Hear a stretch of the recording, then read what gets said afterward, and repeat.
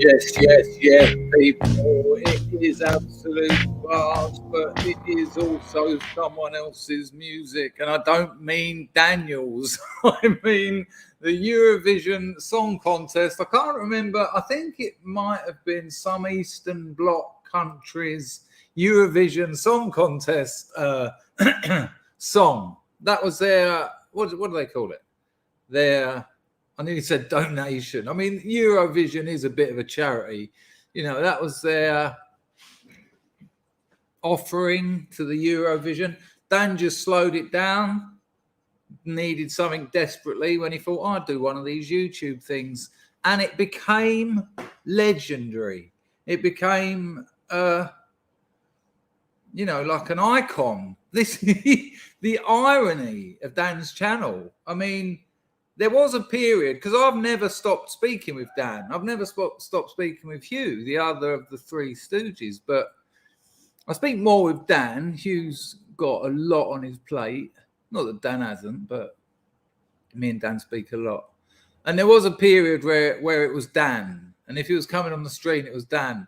But he said to me, I don't know, maybe 6 months ago, he said it, I'm stuck with that, the Iconoclast now, and and he is. This is, I suppose it's a sort of in a sort of microcosmic way, like YouTube typecasting. Dan could go on a stream in 20 years and someone would say, we've got the Iconoclast in. I know that if on the thumbnail I put featuring Dan, I probably wouldn't get as many people thinking I want to watch this because I want to see who this Dan fella is. They want to see the Iconoclast and this is an important introduction because of what we're going to talk about today. 200,000 plus subscribers making content. I mean, we knew what Dan made. He's had accusations leveled against him that are patently and blatantly untrue. But the Marxist orthodoxy of the propaganda legacy media, they just say what they want about you. We were actually told by a leftist that because they decided that the Iconoclast channel was actually having a negative effect on Corbyn's campaign. This is from the inside, a whistleblower, so to speak. I think he was just trying to show off that he knew what was going on because he sort of disappeared as quickly as he arrived. But it kind of makes sense. He said that, they obviously employ people to look out for people who are affecting campaigns, election campaigns. And then what they do, they set their little crew up, watch 50 of his videos, get little segments out of context, make a little show reel of all the horrible things he said. The truth is, you could do that to Oprah. You could do that to the Pope. You could do that to Jesus. You could do, yeah. Okay. But that's an easy job. And then they would send that link, they'd upload it online, send a link to significant people with a bit of power, minority leaders, places where they've got a strong left-wing local council, and say, look, YouTube are letting this bloke carry on with it. Send it to the newspapers. And that's why Dan got an email, and I've seen the email. I don't think Dan ever made it public, but it was, listen to this for an email. Hello, Daniel, then his full name. We know you live at blah, blah, blah. We know you studied at blah, blah. You wanted to be a blah, blah, blah. You studied blah, blah. Your mother lives at blah. Is that how newspapers talk to people they want to interview? Is that how you get an interview these days? You threaten someone with doxing, essentially. He got that. And of course, he didn't get one strike. They didn't say this video's out of order. Here's a strike. Like the rules say. And then another one. No. Gone. And Dan was a filmmaker. So I've heard some people say, you know, Dan could have been a great filmmaker. Dan was a filmmaker. That's why he had over 200,000 subscribers, because he made film. Now, film is a medium, of course, and it's digital, but you know what I mean. And he's talented in that area. And in doing what Dan done, where he thought he lived in a country where he was free to say things, basic right for free expression, he's almost certainly sacrificed a career as a filmmaker, unless he can fund it himself. Because if Dan puts any proposals or treatments, as we call them in the industry, to any company, I've got an idea for a film. First thing is the social media wash. Let's have a look. Okay, yeah, fine. Let's find, you know, give him a social media once over. Nah, he's a Nazi. Nah, he's a racist. They'll be like, yeah, it's a good idea and that. We'll probably get someone else to make it, but not you, because, you know, all that stuff that happened 20 years ago. And this is why I get pissed when people say, if there's someone on Twitter was like, yeah, Dan's the sort of bloke who would bottle it. I mean, bottle it. Bottle is rhyming slang, bottle and glass, arse. It means to shit yourself, which means to be scared, which is like talking about a football game. That's where you use slang like Arsenal bottled it, Spurs bottled it, usually the latter of the two. And Dan didn't bottle it. Dan made massive sacrifices. People started losing their bank accounts. People were having doors closed to them.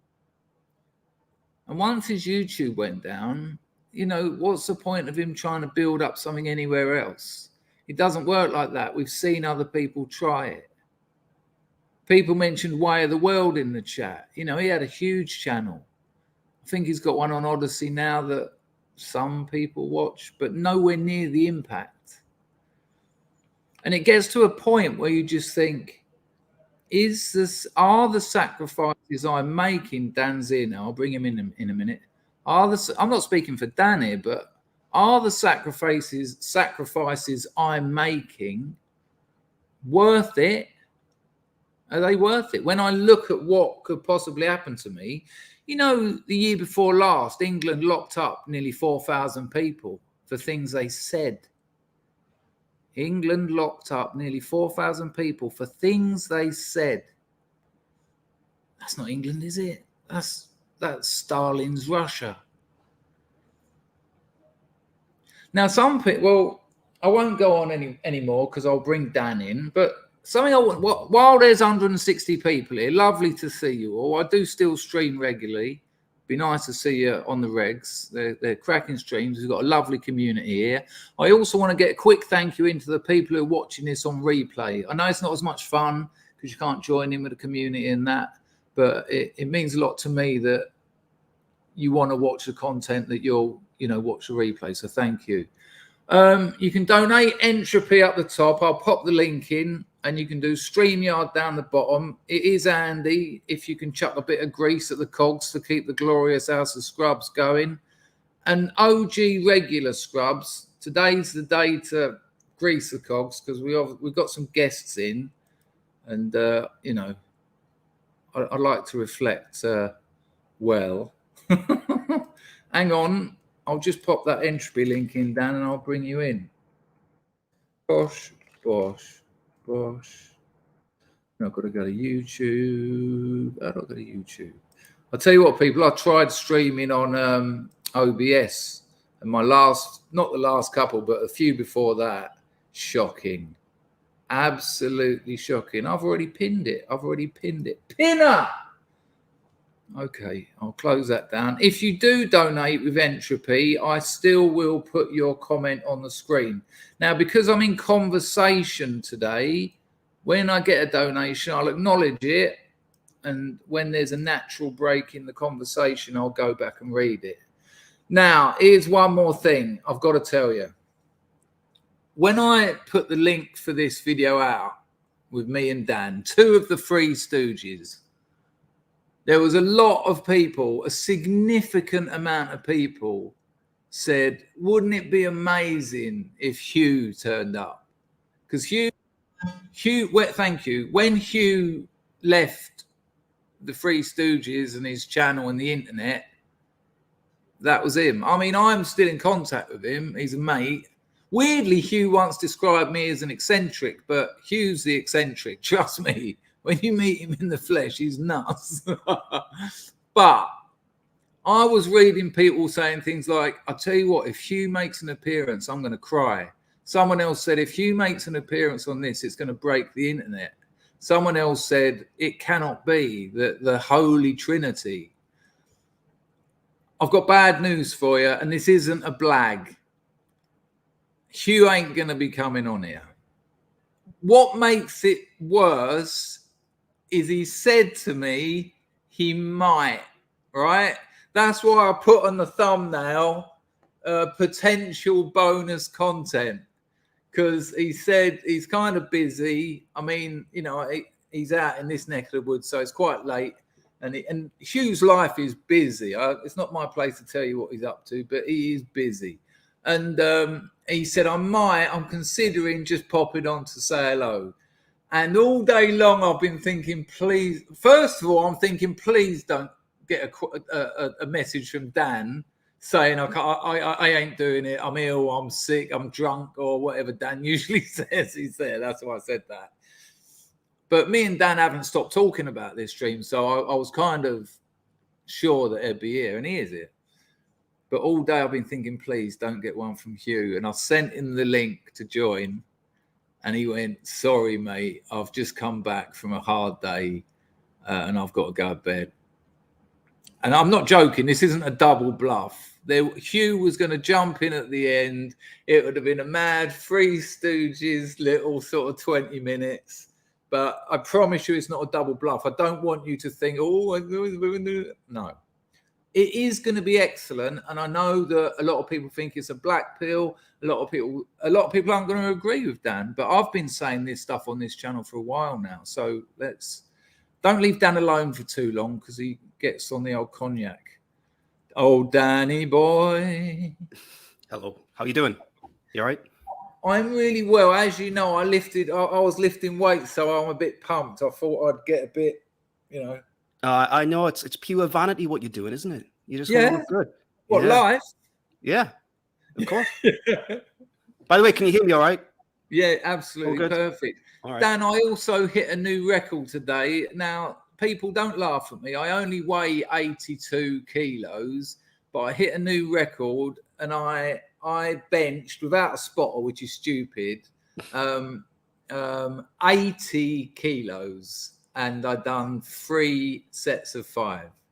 That's for my age, that's good. That is pretty good. I can't do that. Can I tell a story about Hugh, since you mentioned him before? Yeah, hang on. You can't bench 80 kilos. Well, not right now, because I haven't been consistent for ages, man. I need to get back to the gym. Like, you know what? You know how it works, right?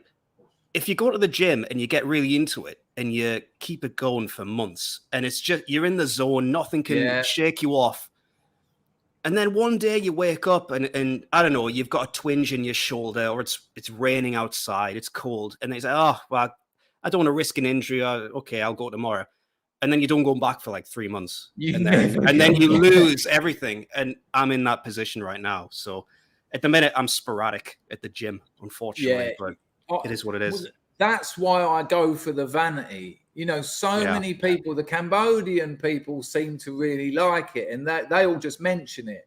And I quite like going into a cafe and the staff going, oh, you big muscles, you big muscles. And like, I'm feeling them. I'm like, oh, yeah, And my girlfriend thinks it's the most sexy thing ever. Well, I was going to ask, is it men or women saying that to you when you go out? Always women. Always. Oh, I'm sorry. You know, you're all right. I do think there's something in the male psyche where they lift a lot of weights to impress other men as well. Well, funnily enough, for different reasons, but it's still a thing. when I got really big, years and years, when I was 35 and I could get bigger easier, I remember wearing, you suddenly find yourself wearing tight T-shirts, things you thought you'd never do. Oh, God. Yeah. Yeah. And I remember there was this gay lad, lovely fella, at the Gay Narcotics Anonymous meeting, which was just the best NA meeting ever. Oh, I bet. You mentioned drugs for 1 minute, and then the next thing, it's the most ridiculous and insane story you've ever heard. But he went to me, he went, Chrissy boy, can I have a word? I went, yeah. He went, the Muscle Mary look really doesn't suit you. I thought, Muscle Mary. And I calmed down a bit. So I've now got my limits. I don't wear tight T-shirts. Dan, I will have your Hugh story. I just want to thank Dawn Browning. Dawn, I knew you would have loved to have seen Hugh, probably more than most. And I did try and hint to you, and I know it's late there, but thanks for that. Nice one, Brian. It is a shame Dan's channel is kaput. I mean, it was the Bismarck of our fleet in many ways. Does that work, Dan? I guess. You're not allowed to say it, are you? I'm not allowed to say it. It was. Thank you, Brian. Brian came out to Cambodia, Dan. Loved it. Oh, nice. And thank you, Mrs. Me in it. I loaded the dishwasher today. Does that count? No idea. But nice one, though. That's lifting weights. Yeah, I suppose so. Big plates. Mm. Hit us with your Hugh story. Go. Well, Hugh is a great guy, and it's a shame he's not going to turn up because I know people would go crazy. But he still might. Like you said to me on chat, he might wake up for a piss in the middle of the night and see us on, and he'll be like, "Oh, I'll call in. Fine." He'll have that reaction, but he probably wouldn't. I actually met Hugh in person in 2019. He was in London he was just visiting England again. And he and I met up at some really shitty, cheap hotel in London. And we actually met up with Millennial Woes as well at the same time. We did a podcast together. That's right. Yeah. And afterwards, once we'd finished recording, me and Hugh hit the town, so to speak. And we're in some random bar in the middle of London, like a Covent Garden.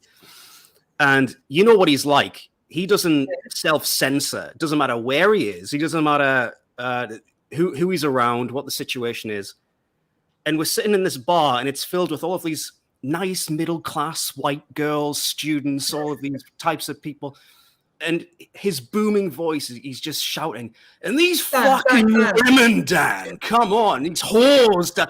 And it's just like, oh, God. But I think people don't realise he's a fucking unit as well. He's huge. He's big. He's about 6'4". He's massive. I'm not having any of these fucking tarts telling me what to do anymore, Chrissy boy. Yeah, exactly. And I'm not, so compared to Hugh, I look tiny because I'm only 5'11". I couldn't quite make it, right? Shame. And you have other strengths. Yeah, it looks like he's just dragged me out and he's lecturing me about the world in front of all of these pleasant little women who are here in this huge misogynistic rant. Good times. It's a shame I haven't spoken to him for a while. It would be nice to see him. We went out. I'm going out to see him at the end of the month in Vietnam. We were out there once and got to the end of the night. And what happens on nights out? I mean, I met him in Phnom Penh as well. What happens in Cambodia stays in Cambodia, as with Vietnam. But we could barely walk. And he went, I'll give you a lift home. I've got the old bike outside. I was thinking, oh, no. And it was like, but instead of the 5-minute drive to my hotel, he decided to take me on the 30-minute, showing me all the amazing colonialism that happened in Vietnam, and like going down these boulevards. And he went, I mean, look at it. It's like fucking Paris. They hadn't even invented the wheel when they put this up, the French. Yeah. Brilliant, so that's not happening. But now, as I said, so what's happened? Where are we, Dan? Where are we? How do we open this up? Well, you just want to get into it straight away, do you? I don't know. I think it's important to preface this by saying that the thumbnail was provocative for a reason. Sure, I don't want to blackpill anyone. I've got no interest in demoralizing people or pissing people off, any of that. That's not my style, right? But I do think we're at a point now, and this is ignoring the events of yesterday. We were going to do this before that even happened in Nottingham. I do think we're at a point now where we have to stand back for a little bit and actually be honest and ask ourselves what we're doing as a collective. Because I'm struggling with this, you know. I'm looking for solutions. And the reason I don't make content anymore is because I want the solutions. If I had some ideas, I would love to put them out there. And I'd love to have that strategic conversation. I just don't want to be another guy who's pointing out the problems that everyone knows about. I just don't think that's contributing to anything. And I would like to have a conversation, not just with you, but with the chat by proxy about what the hell is going on with not just England, but I guess the West as a whole. America's a little bit different, but Britain, I would say. Because there's lots to say. I lost a load of subscribers when I made my "This is not a nationalist channel" video. And I made that video to tell YouTube, because I care about my community on here. I care about my channel. And it got to the point where, as I said earlier, people were losing their bank accounts, and then they'd get another bank account and they'd lose that. Now, I'm not pointing the fingers at anyone, because people do have different positions in life. But if you're on the sidelines and you lose your bank account, well, you go hungry. You're in trouble. What do you go to work and say, yeah, can you pay me in cash? And they'll be like, don't be stupid. What? This ain't 1862. Some people are getting donations, considerable donations, which is a good thing, because it's these organizations are trying to do good things. But people who are more on the periphery, it screws them. And I just suddenly thought, not suddenly, over a while, I thought, this has gone too far. It's gone. The multicultural project in Western Europe has gone beyond the point of no return. There's no political solution. It's almost illegal to be a nationalist. You're not allowed to collectivize. You're not allowed to. You can't make an organization and say this is for ethnic English people. You can do it for all the other minorities, but you're not allowed to do that. So the balance of power is already not in your favor. I don't think there's a single nationalist that would argue that ethnic English people are second-class citizens in their own nation now. Now, when I say it's over, and I said that, I mean, you said words to that effect, but that was my quote. And like you said, it was intentionally, a little bit get people to open their eyes. But my channel, when I sort of started going through that phase, I thought, how can I help people? What can I offer now? I can't sit here talking about giving out leaflets. I can't sit here talking about just like you said, look at this, look at the people on their dinghies, look what's happening here, because there's another 50,000 channels doing that. And so I thought, well, hang on, what do I do? What have I done? And I thought, I've tried to look after myself. I've tried to become financially independent. Because if you're financially independent, you're not a wage slave, and then you've got choices.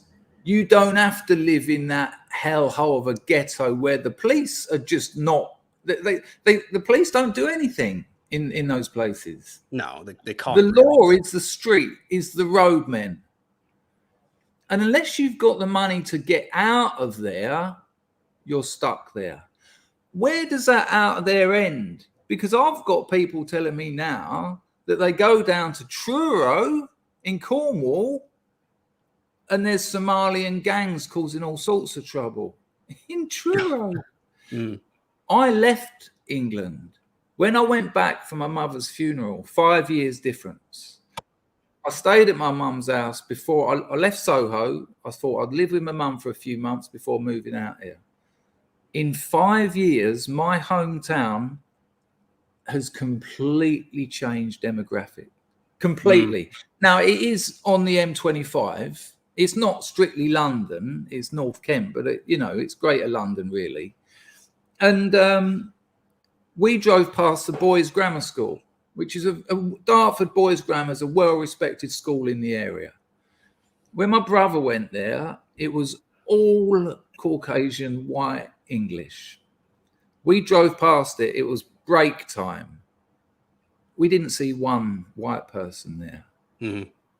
Now, if they're the people in the schools, they're soon going to leave schools and be the people setting up businesses, being the entrepreneurs, being management. And I had Barclay and Harry come to my house in Dartford because I had all my old bespoke, lovely $4,000 suits from when I was rich. And not only do they not fit me now because I've got middle-aged spread, I can bench 80 keys, but I've still got a middle-aged spread. But I thought those lads will like those suits. And I said to them both, and Barclay has been very, very active in PA. And this isn't an attack on PA. I've got so much respect for Mark. When Mark went through all that bullshit just recently, and it was bullshit, it was like an attack on his organisation, he rung me up in the midst of all that and said, I heard about your mum's death. If there's anything I can do, if you just need to talk, incredible. A man of character. But I said to Barclay and Harry, I said, listen, here's the truth that this is what I fear for you. You're going to make so many sacrifices. Barclay, you already have. He's been arrested countless times. His house has been raided. He's had all his stuff nicked. He gets called Nazi in the street. You're going to make all these sacrifices, and I don't think you're going to get what you want out of it. If I was your age, I would make as much money as I can, invest it, and go and see the world. And I told them that. I felt it was my duty to be honest to them. And what they've done is noble. What they've done is impressive. And wow, all in a healthy society, all young men would be doing that. Because they're not, I don't think it's working. See, there are some people who would listen to what you've just said there and take real offense to it. And I'm imagining they will reply with some form, they reply with like, well, nothing good is ever achieved without sacrifice. Okay. If you really believe in something, then that's just part of the deal. And I don't necessarily disagree with that at all. But my problem is there needs to be a captain of the ship in a direction. Because right now, you are right. Young lads like Barclay are going out there and really putting themselves in trouble. And I don't think there's a way forward that everyone is on board with. And you can go to protests and you can make contacts and you can network with people, and that's great on a social level. But sometimes you've got to be smart as well. And yeah, sacrifice is a part of being political, but I'm not seeing the rallying cry from everyone on one particular way forward, or even a handful of ways forward. And without that, it's hard to justify the sacrifice. You know what I mean? At the end of the day, it just becomes about internet street cred. And I couldn't give a fuck about that. Or you can go on Telegram and say, I was at I put letters to a box. Well, good, but are you doing that because you want to be seen in a positive light by other people in your sphere? Or do you actually think it's working towards something good? Red pilling the normies has always been a good thing to do, but I don't think that it's essential. And I think they know it. I think we have the support already. If you want the truth, I think there's enough people in Britain and in the West who know what's going on that they're just asking for a direction and for someone to show them the way. And that's what's missing. Because they will not give you that platform. That's why you went. That's why Mark can't get political party status. But even me, I was great at putting together video content to get the message out. But even I didn't have any solutions. It's not like I was saying, "Oh, follow me because I know the way." I was confused as well. But you were anti-leftist orthodoxy, and that was enough. You know, Sure. they never said to you, you're saying this, you're saying that. The paper did, but then they said I was grooming teenagers. I mean, the truth doesn't matter. We all know that. But do you know what I'm saying? I guess the overall point that I want to get into today is, what's the plan, if there is one? Because right now everything seems a bit fractured. I didn't even realize that thing happened to PA until I read it third hand, long after it actually happened. So I don't know the ins and outs of it. But it seems like there's always a conflict. There's always a fight. There's always disharmony. Everyone's sniping at each other. And it's been the same for years. Like when I was at the peak of my channel, it was the same then. And I don't know what to do about that, really. It seems to be the glory days, Dan, when Brexit happened, Trump happened, PA exploded, there was loads of channels coming out and everywhere. Everyone was networking, and something felt like it was happening. Oh yeah, I remember. Yeah, that populist wave. I felt very optimistic. 2016, I'm thinking probably.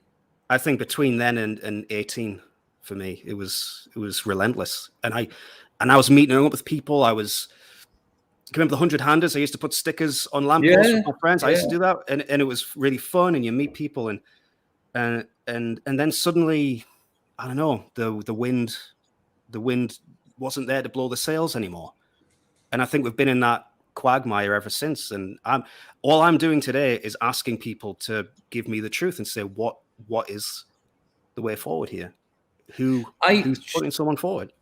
HW, thank you for that, Lady Godiva. He says, telling the truth is not blackpilling. The UK is finished. The GR has already happened, sadly. Majority of whites fully demoralised and in agreement. There you go. I am trying to put up a balanced messages, obviously, people. I did put up someone who said Dangerfield never shuts up. So, you know, HW drops an air and centre. Sometimes I could cry when I think about how great this nation was and what they did to destroy it. Seeing what it's become is an insult to every man who gave their life for nothing. UK is finished. Yeah, I have blatantly cried. I cried when, I mean, my mother died as well, so I was very emotional. But just walking around those streets and my own town, that was we didn't have a pot to piss in as kids, but the people, the structure of the community and families and extended families, and gone. It's all gone. For me, Dan, it's about my objectives have changed. It might be an age thing. Let me ask you this. If you had, I mean, I know it supposes something a bit odd, but we'll run with that. Imagine you had a 16-year-old child, a boy. Right. What would your advice be to that child? In all honesty, it would be to learn marketable skills and sort your life out, essentially. It would be to become self-sufficient, financially independent, because with that comes options, and you're not a slave to the system.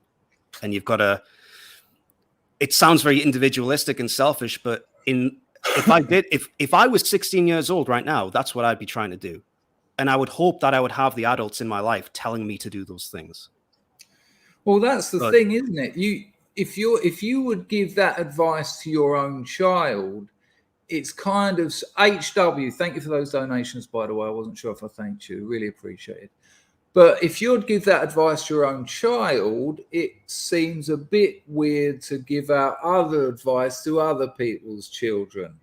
Like if I had a 16-year-old, and again, it's conjecture because I haven't, but I think I'd say to them, you know, listen, you're 16, go and get 3 crappy jobs. Get the best jobs you can get. But even if they're washing dishes, even if it's a kitchen porter, you know, I've done some, you know, terrible jobs in my time. When it was, what do they call it, temping? When you leave school and someone says, you can get this temping work. They pay you like £3 an hour. And we were all like, whoa. And I'd say, get it so that you can put 500 quid a month into your ISA, max out your ISA every year. You can stay at my house, max it out for 10 years, and you'll have $500,000 to then make something of your life. And I would definitely say get out of England. Interesting. I don't know if I would go that far. I've had struggles with that myself in my life. Without giving much away, I kind of tend to split my time 2/3 here and then a third not. But it is. I want to ask you, because when you came back to England for obviously not very enjoyable circumstances, when was the last time you were in England before then? Was it 3 or 4 years? 5 years. Right, almost exactly 5 years. Right. So in your head, when you came back, it must have been obviously a shock. But what were you even expecting that? Because obviously you read about what's going on and you hear the commentators and all of this. But seeing it, what was that like? Was it literally just feeling black inside? Your stomach dropped? I've got very good friends who live there who are trying to get out, incidentally, saving every penny they've got to get out. And they said to me, "You won't believe it." And I was like, "Come on." And they were like, "No, you won't believe it." And I just thought, 5 years, it's not, that's not a lot of time. What can you do in 5 years to a town like Dartford? And when I got back there, the first thing I'd done was when I got off at Heathrow, I got the shuttle to Piccadilly. No, I didn't get the shuttle. I got the underground to Piccadilly because I wanted to walk through Soho because I lived there for a long time as well. Completely not Soho anymore. It's just not. Gangs of Somalians, gangs of other Africans, gangs of Middle Easterns. All the homeless people were white. That's usually the demographic makeup of Soho. It was before, but not so many. It was hostile as hell.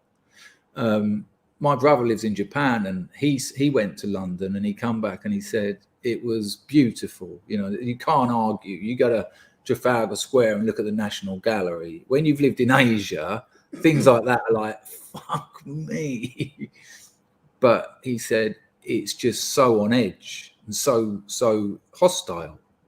And I could not believe it, Dan. It was just every shop I went into, all these shops that have names like, Johnson's and Sons and Andrews and all the local pharmacy that I know for various reasons quite well.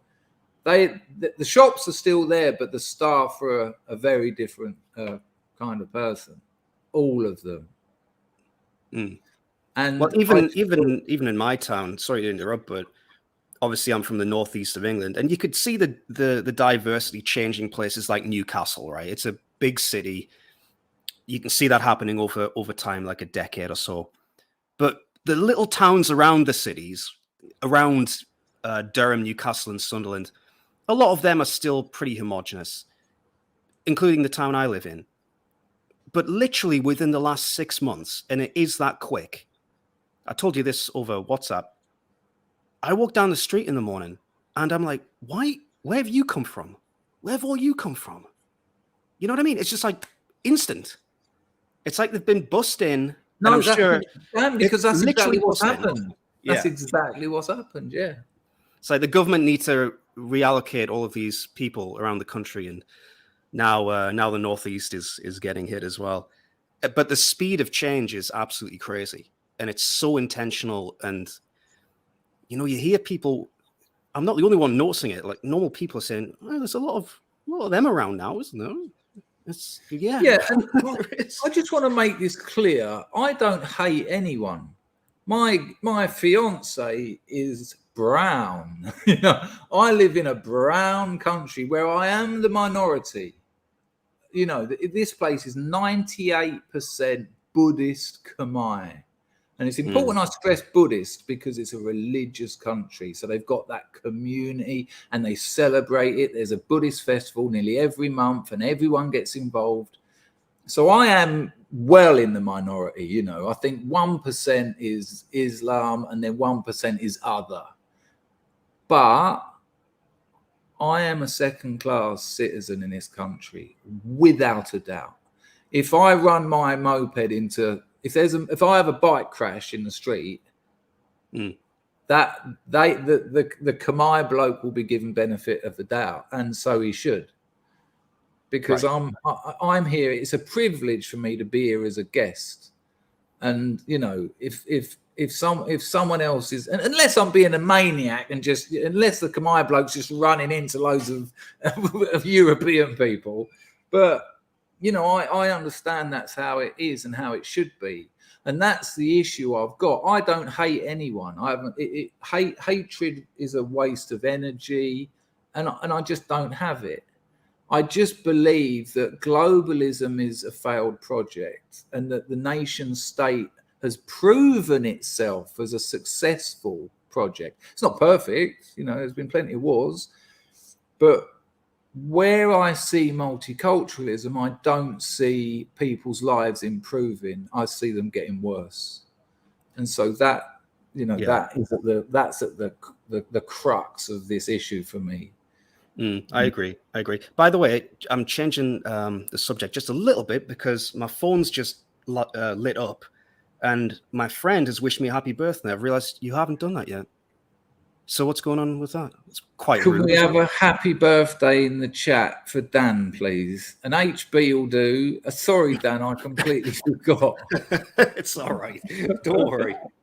Let's see. I'll deal with these couple of donations. Visionary Companion VC drops a £5. Mate. HW another £5.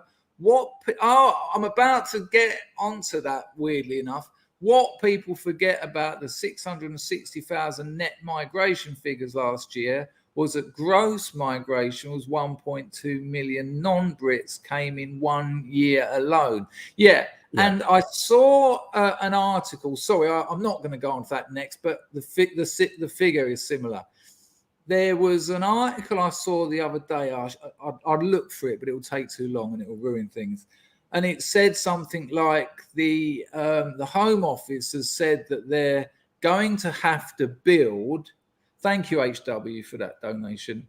The Home Office are going to have to build 660,000 houses to house next year's immigrants, right?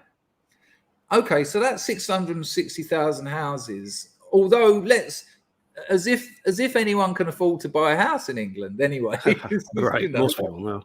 Yeah, I mean, even that to my 16-year-old son. You know, I don't think buying a house is a good investment. There's better ways to make money. But if you do want to own your house, you ain't going to be able to do it in England unless you're you're earning a fortune, or you're going to get a shithole in a shitty area.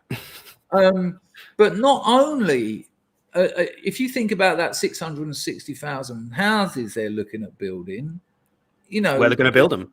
Well, it used to be, we're protecting the green belt. Well, you won't. At some point, You'll just say, well, we're protecting the really green belt, but this bit, that's just grass. That's just grass. But here's the thing. I don't know the exact numbers. Maybe someone in the chat does or can find out. The agriculture, and Mark told me this, the agriculture required for one person is something like a hectare a year. And so you've got suddenly times 660 houses. They're not all going to be bachelor pads. No. They're probably going to be 4, 5, 6, 7 people in them. Yeah. I mean, so then what? You're going to have the agriculture, you know, farmland to feed them, and if you're not, you're going to import food, which means we lose all our farmers, which means we lose all our shops, you know, because if it's being imported, other people are getting the profits for the food, which is detrimental to the British economy. And there's one more bit. It's gone.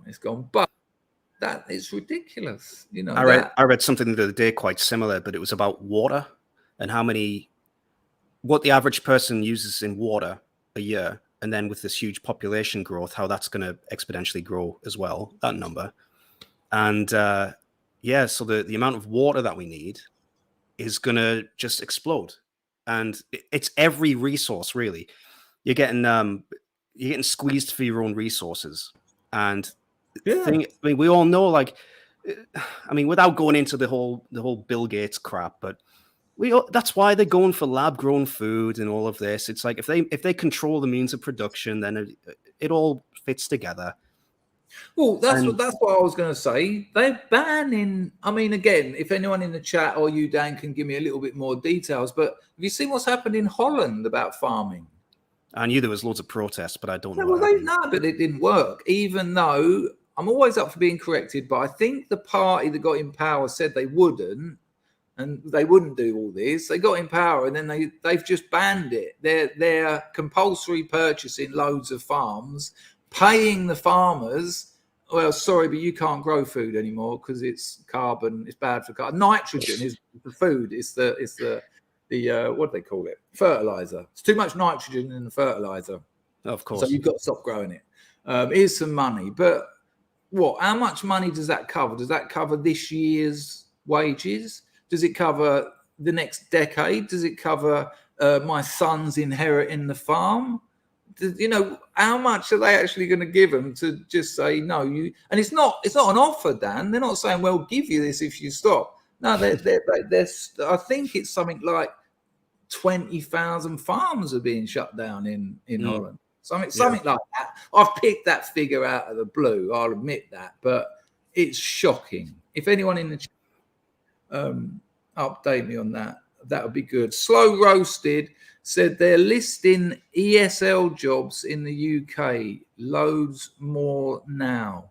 What's that? I don't know what that is. Is that teaching English as a foreign language? Is that what that means? Oh, what did that used to be called?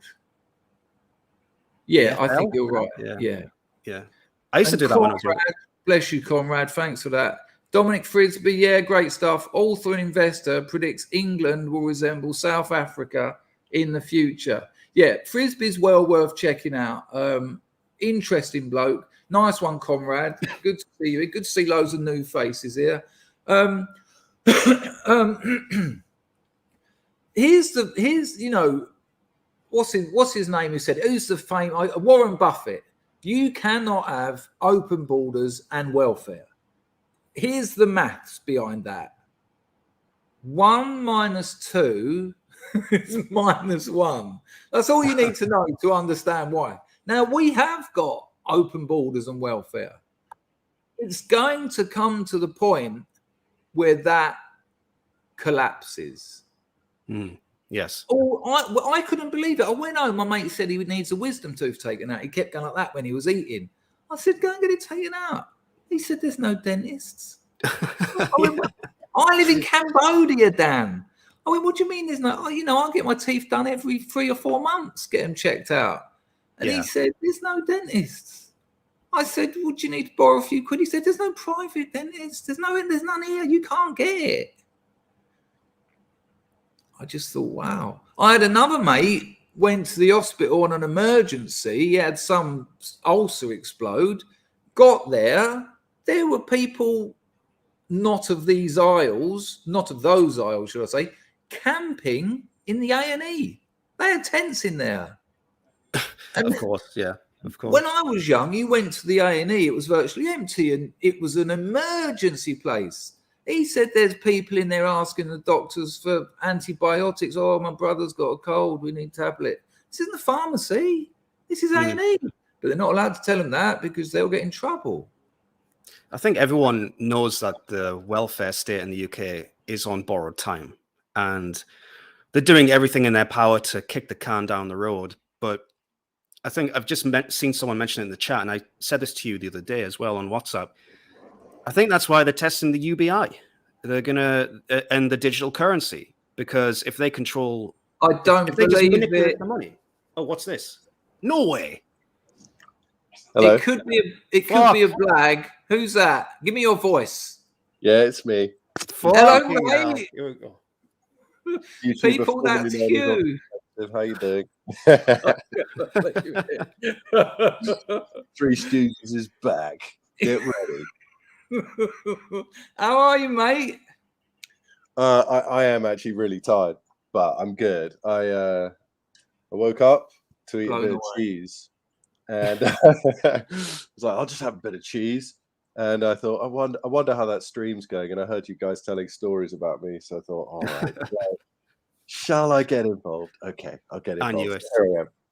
I have to admit, that was my tactic. I thought, I bet he's listening. I bet he's got it on just for 5 minutes. I'll stroke his ego a bit. He'll jump on. He has I to. thought it'd be out cold. Fuck all that nonsense. Bloody politics. I got things to do. Yeah, Hugh, yeah. how are you, man? Yeah, I'm good, mate. I just came back from the beach, a little bit sunburned, but feeling good. Feeling good. Yeah. I've been listening in. I feel the same way in terms of no solutions. But I'll be honest. I think I've gone way beyond that, because it's just like if you're involved in a hopeless project, why bother being involved in it at all? You know. So That's the longer where I I get am. away and out of the cycle of misery porn and just like headline after head. I don't follow any of that stuff anymore. You know, I'm not involved in any of the chats. I'm not reading any of the newspapers, the right-wing newspapers or whatever. I'm just not involved. And so over time, it's just drifted away. The ideology, everything, sort of the beliefs that I used to have, they're just kind of, I don't know. It's like you stop adding wood to the fire, you know. You said to me a couple of years ago, you said, I'm just not interested in it and my life is better for it. Yeah. I think the worst thing about being in the far right is just what it does to you. You know, I've spoken to some lefties about this, and they're all so paranoid that the far right is going to rise. And I'm like, you don't get it. That's not really the problem with the far right. The problem is what it does to a bloke who's in the far right. Feel bad about that. That's really the bad thing. Because, I mean, nobody's really going to get involved, right? I think here's the thing: most people know, and when you're involved, you just can't see this. You know, you can't see, what's the expression? The leaves for the trees, the wood for the trees, whatever it is. You're just not aware. The only way to get what you want, if you're an ethno-nationalist, is through vicious authoritarianism, right? That's the only way, because you've got to deport all these people and stuff, and they're not going to go willfully. Yeah. Oh, we'll pay them. Don't worry, they'll go. We'll buy their property. No, they're not going to go. No. So you're going to have to use force. Britain's already a multicultural country. You know, it's happened. Airport Britain is here to stay. It's the terminal Britain. Everybody's on the move. Everybody's from around the world. Not a lot of community unless you go into a prayer room, and it's just like that. That's the way it is. What are you going to do about it? Well, you can't. you know, are you just going to commit a genocide? Like, is that what you're going to do to get what you want? So you get your ethno state. Like, people will say, well, we could stop immigration, or we could do this or that. Like, well, I'm sorry, you know, English people aren't having babies, right? Yeah. They're not making families. Why aren't they making families? Well, a multitude of economic reasons. A lot of it is just personal choice as well. You speak to a lot of people, they just don't want to do it. What are you going to do? Force them to have kids? Okay, so where's the tax base going to come from? Let's say you could get rid of all the foreigners. Where are all your young people going to be? Who's going to pay for everything? Who's going to pay for all the old people? The entire economy right now is reliant on mass migration. It's reliant on this model of bringing people in when they're past the age of being educated. You haven't had to pay for their mum to give birth in the NHS hospital, whatever. You haven't had to give them their vaccines. They've already got all that shit. They've got their degree. They're from, I don't know, Romania or Afghanistan or wherever the fuck.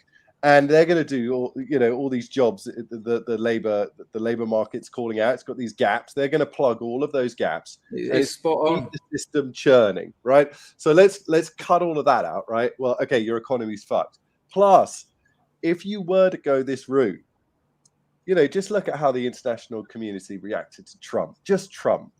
He's a bit of a buffoon, but you know, he's not a fucking Nazi, is he? And if England were to go far right, like Mark Collett takes power.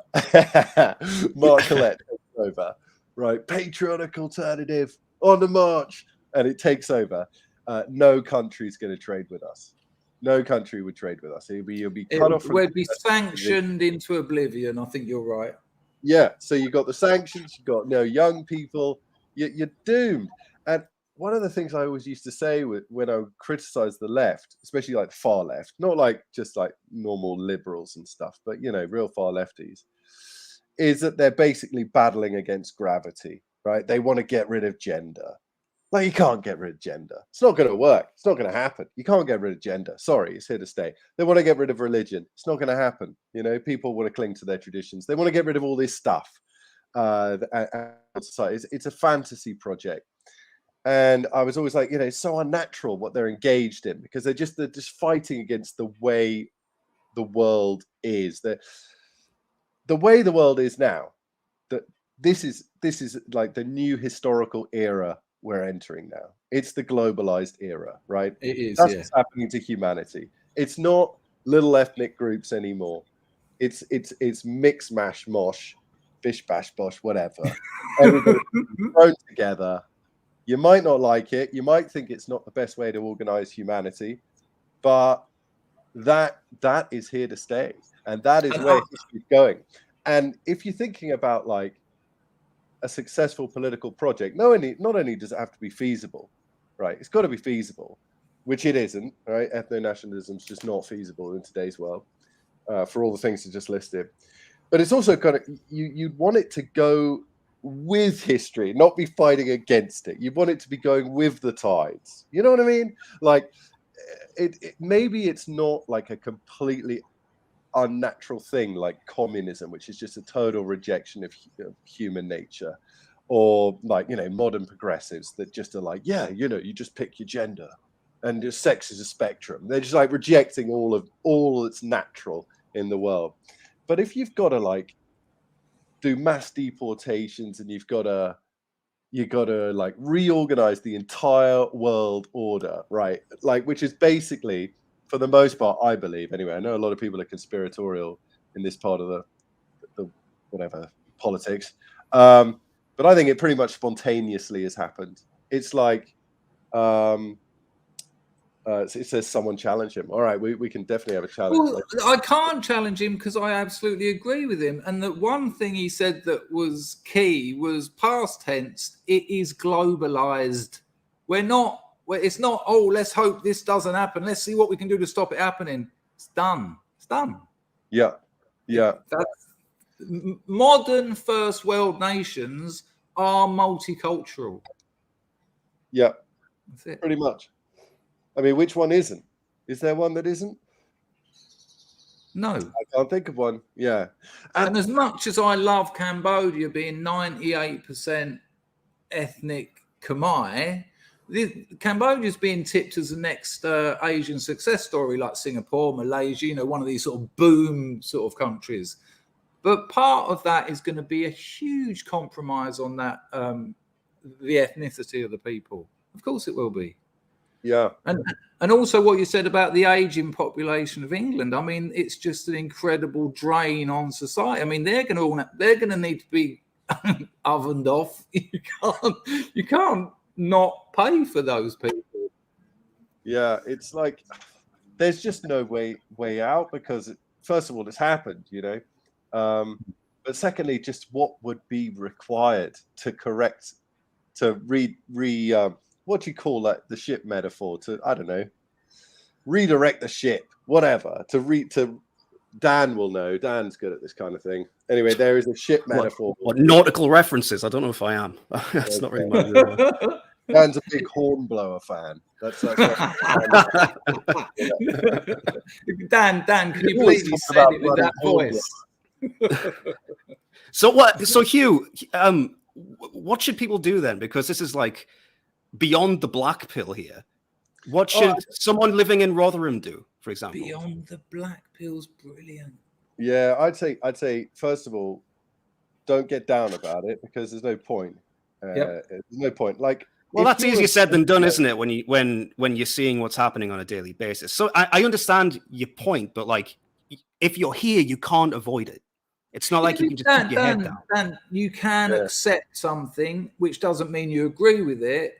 But if you're going to let something continually depress you, it's going to crush you. If you just say, okay, I don't like it, but that's how it is, what can I do in these conditions to make my life the best it can be? And so what is that? Let's just go into that. Financial independence, I think, is definitely there. But Probably then the first thing. I'm just gonna play devil's advocate here. So if you chase financial independence, then what? Because people say, well, there's nowhere to run.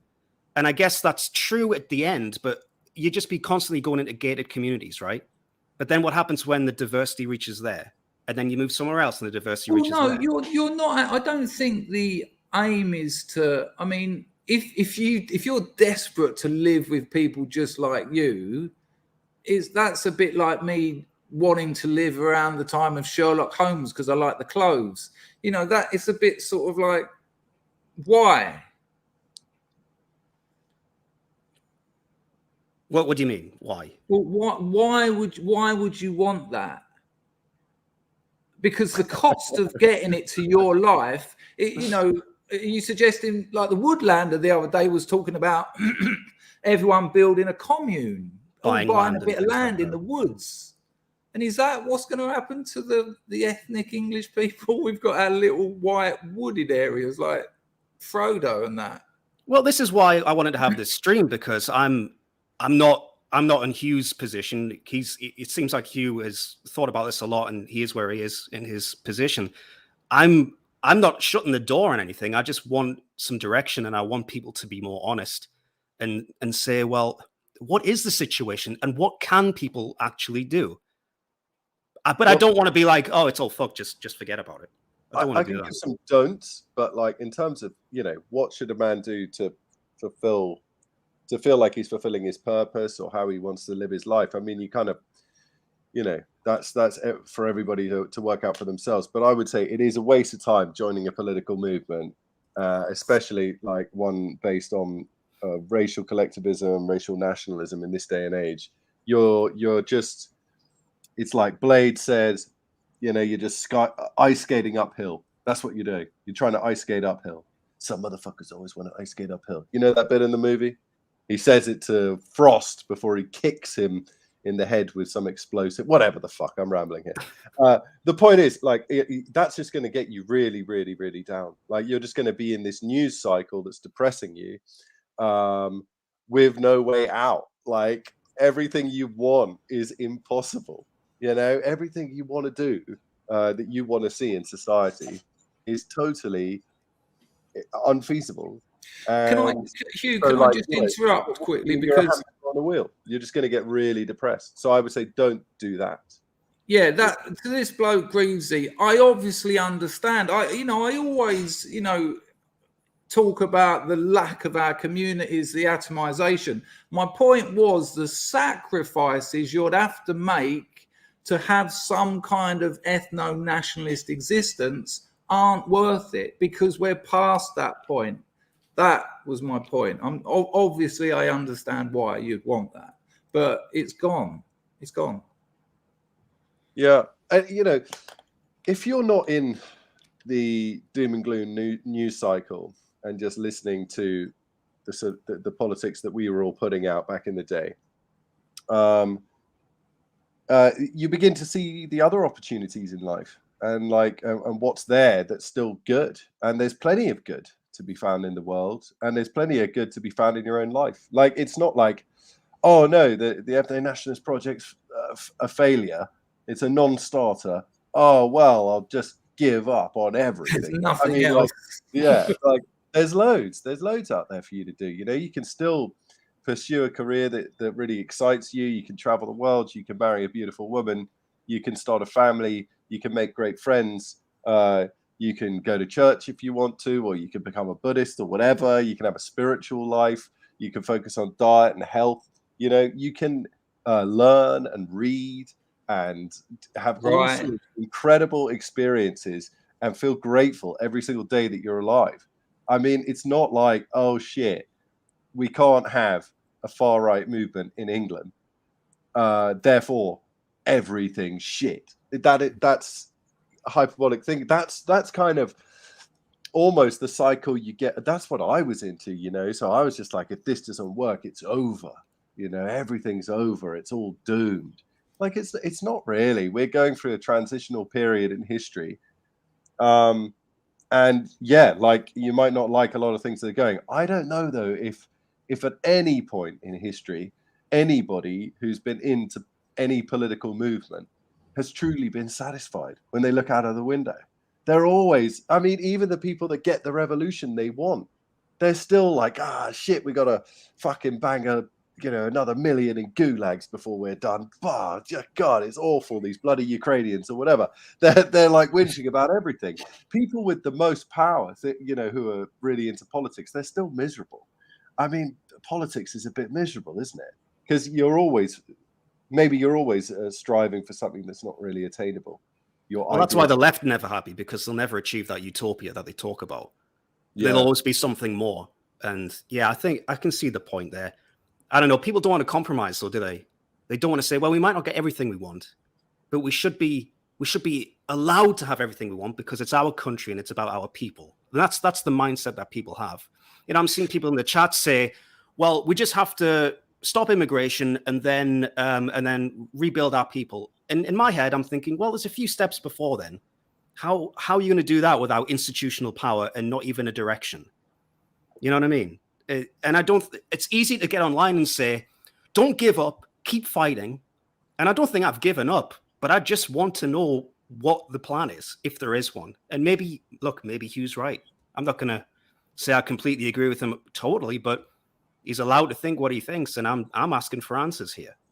I do absolutely agree with you. I think you try and build friendships, you try and build relationships, meaningful relationships, you look after your health, you try and generate wealth, you educate yourself and you engage in things that make you happy.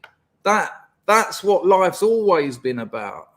And dragging yourself down and depressing yourself with a project that is already passed, it's already happened. That Heathrow, terminal England is such a great point. That's what it felt like. It felt like this is the modern world. And that won't stop there. You know, it started there because that's Western Europe. And America's much the same, you know. The cities are anyway. And that doesn't mean they're great, but you have to adapt to the changing surroundings. Okay, interesting. Yeah.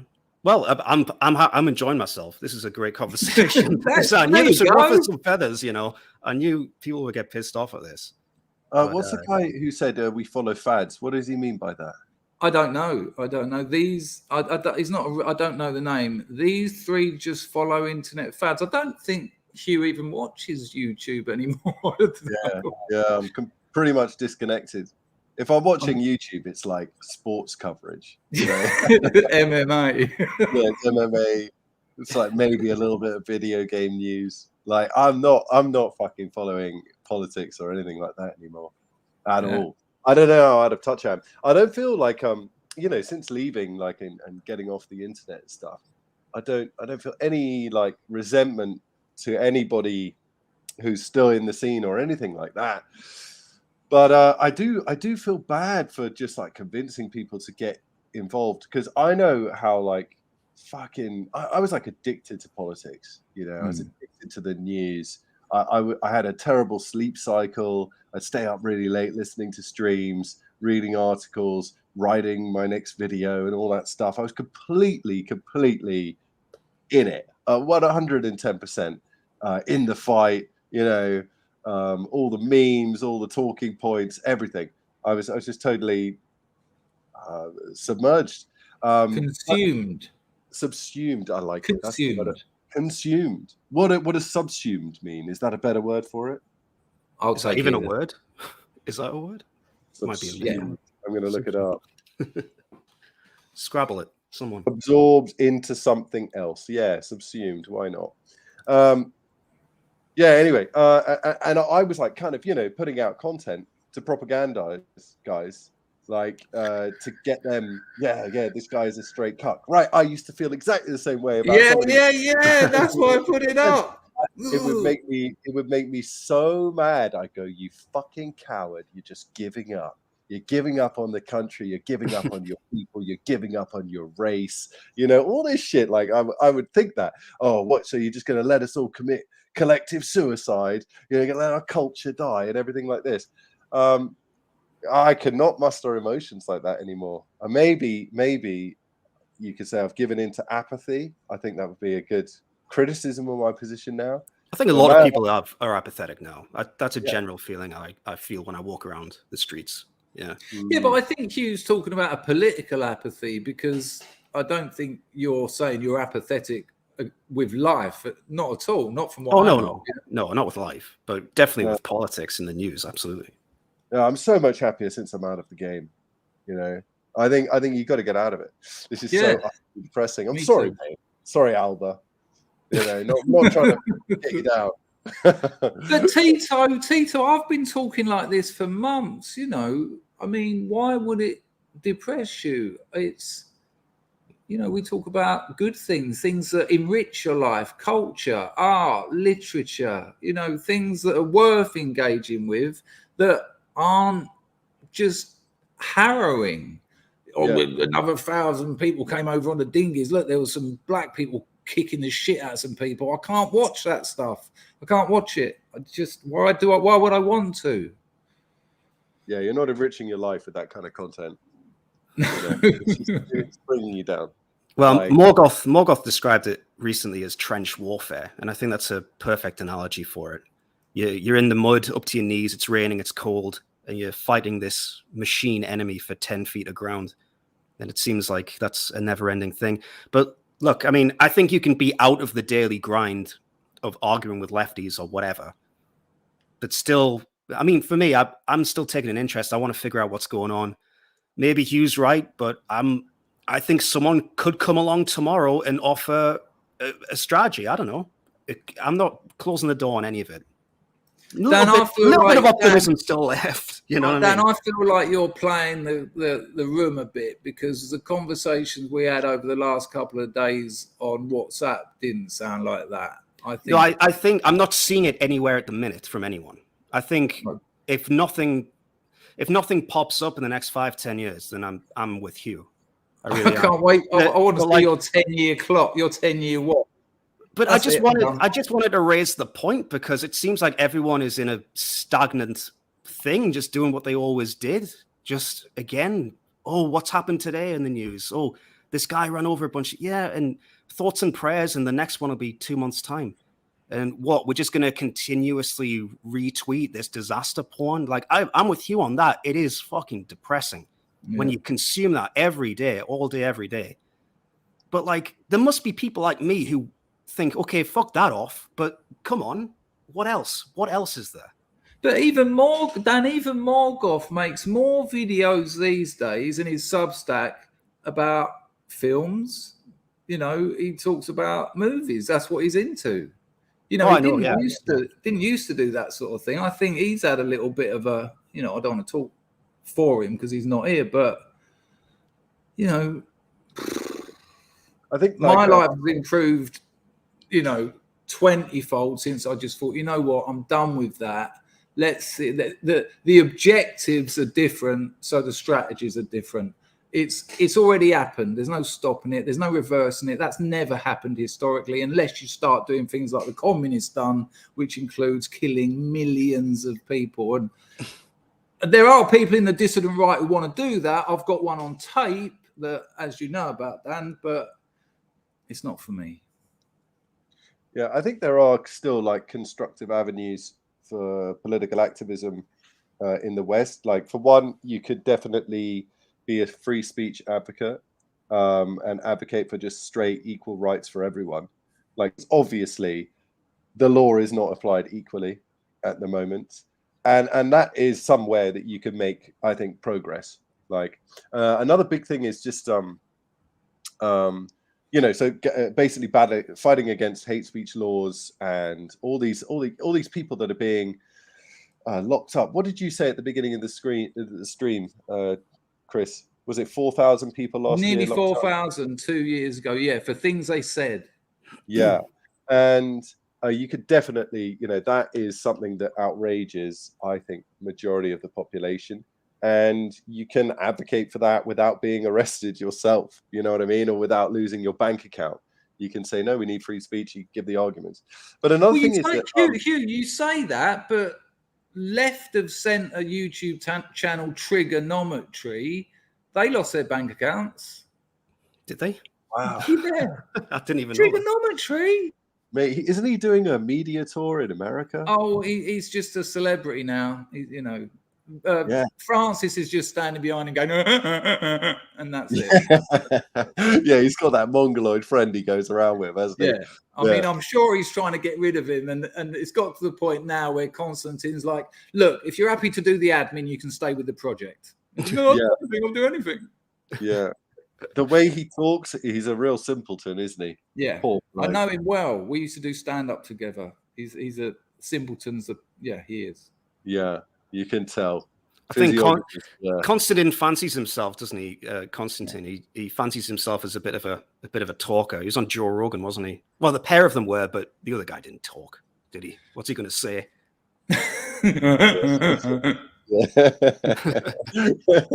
Yeah. He also, my dad sent me like his like a amazing speech at Oxford Union, absolutely shits on SGW's heads with lots of sort of thing, and it was him going like climate change activism is rubbish. And so just shut the fuck up, you woke idiots, or something like that. And I was just like, what is this guy talking about? Like, okay, fine, fair enough. But my dad was like, oh, he's just killing these people, just taking a turd in their faces with facts, It's like, yeah.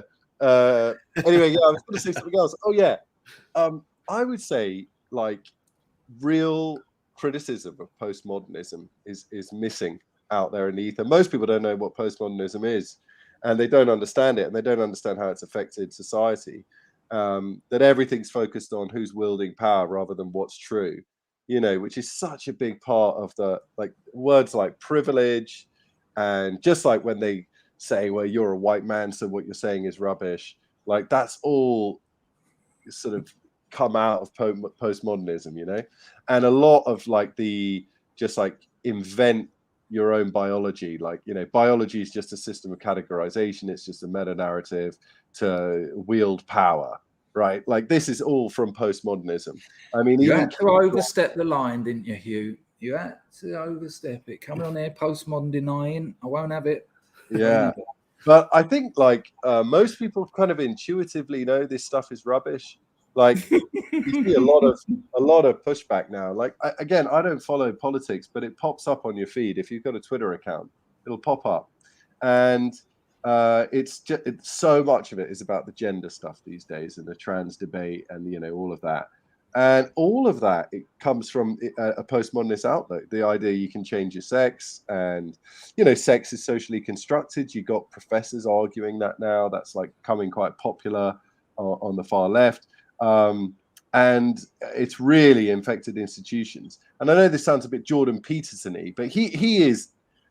I think he's really gone downhill at least. Yeah, shocking. Yeah, we were talking about it the other day. There's a big decline there, and I don't think he's ever really explained to people what postmodernism is and how it functions and how it produces these things. And when he says things like postmodernism Marxists, that is a total contradiction, because postmodernists reject all grand narratives. They reject Marx. They reject his description. They say that's a grand narrative. You can't know reality. You can just invent reality with language. I think it gets a bit more complicated, because when you talk about, you've got the people who wrote, who became known as the postmodernist writers. Frankfurt School sort of was the seeds of that, and they were Marxists, and they were trying to look at why the Soviet Union experiment failed and why the Nazi experiment seemed to nearly work. But the people that have done all the gender stuff, they're the students of postmodernism who've used those ideas for a particular political outlook. I think postmodernism is actually neutral politically. Yeah, I know. Stand by that. Yeah, when you look at the original guys, Derrida, like that. Yeah. You're right. It's there are some central ideas though, which are very reminiscent or reoccurring in today's political discourse, like the idea that, you know, a category is oppressing you, and if you liberate yourself from that category, well, you should liberate yourself from that category. So like being a man, like that's just a biological reality to everybody, basically. Everybody, yeah, I'm a man, whatever. But they'll say, no, that's socially constructed through language. You know, we can't, when we say the word man, what we're doing is just drawing a line on the desert of the real, and we're just arbitrarily placing these lines and these, you know, making these divisions ourselves, right? And sometimes there's a good argument for it, like why is Europe separated from Asia as continents in geography? You know, there's not really a natural fault line there, right? I think anyway. I've heard this been said, and so we've made these categories, you know. But and this is where they come into all the, you know, it's all socially constructed. Postmodernists will argue that, like, you know, the category male is basically bullshit, and you're just making stuff up. I mean, they can't say like the sun sets and, you know, rises every day or whatever. They can't even say things like this are real. But Derrida was essentially a linguist. You know, if you look at something like Writing and Difference and of Grammatology, he was looking at Rousseau's essay on the origin of languages. And what he done was found contradictions in seminal European metaphysics, you know, from Descartes forward, cogito ergo sum, etc. And he found many contradictions. And when people talk about deconstruction, the classic sort of postmodern sort of symbol, what all Derrida done was said, look, these texts are riddled with contradictions. Let's resolve the contradictions dialectically and see where we get. And he got to some very interesting places. The students of those people said, oh, hang on a minute, this is fucking gold dust, because we can use this with gender, we can use this with sexuality. But you've got to include the people like what, you know his name, the doctor who done all the research, and he used people like William Burroughs, Keynes, was it Keynes? And the doctor that got those two twins that were separated at birth, he invented the word gender. Yeah, money. I think it's important to understand that postmodernism was tended to be more about language and art, and the students of that went, well, hang on a minute, we can kind of repurpose this politically. Yeah. Well, I'm talking about how it operates today. You know, I don't have any issue really with Derrida, except for I think some of the stuff he did was a bit of a waste of time. But like, that's quite some no issue. But I'll tell you what, for instance, like Jewish Marxists Adorno and Horkheimer wrote The Culture Industry, a critique of capitalism, corporatism, essentially. And I will, if you can find a better critique of modern corporatism, I'll be very impressed. I think it's absolutely on the money of what's going on right now. And this was written in the 40s, maybe early 50s. Yeah. But I think like a big break philosophically, if you look at the history of Western thought, everybody's searching for truth. How do we know what's true? How do I know I exist? How do we prove that God exists? You know, what's the meaning? They're looking for absolute things. Postmodernism is way more about uncertainty. And saying, for sure. No, I agree. There's no way you can know the truth. You can't know reality.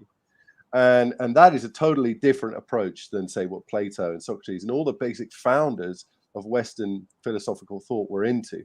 Now, I don't think postmodernism has infected everybody, right? Like everybody's now postmodernist. We're all kind of postmodern in our sense of irony now, and in various ways, right? We are postmodern men, right?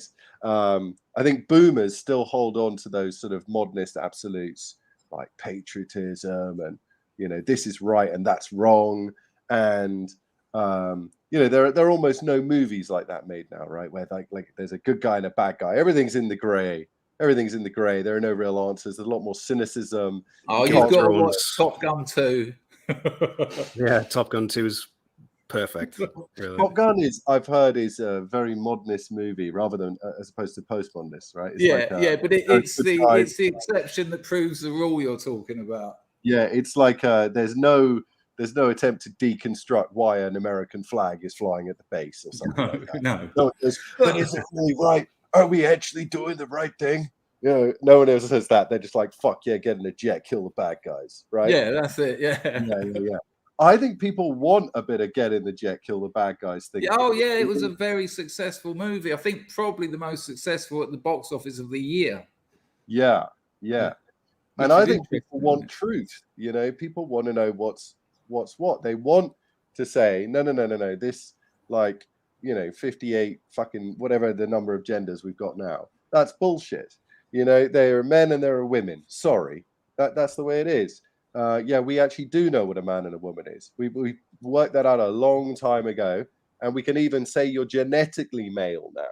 You know, even with intersex people, like that runner that has like a weird, she's, you know, ambiguous in terms of her genitalia, right? She's got like a micro penis and stuff. When those people called hermaphrodites back in the day, like you never hear that word anymore, do you? No. It's certainly sexier than intersex, isn't it? Yeah, I was thinking, what the fuck's an intersex person? What are you on about? Yeah. I went to bed with a hermaphrodite last night. It's almost Greek. She was raised a girl, right? So, but like genetically male. Like there are something like 20,000 known genes now, and we think there's something like 2,500 genes that we've got to that we'll discover. That's the human genome, right? There's 2,500 of them. We know about 20,000 of them, right? And of those 20,000, she's like 19,999 are male, and then there's one that's been corrupted by a genetic deficiency.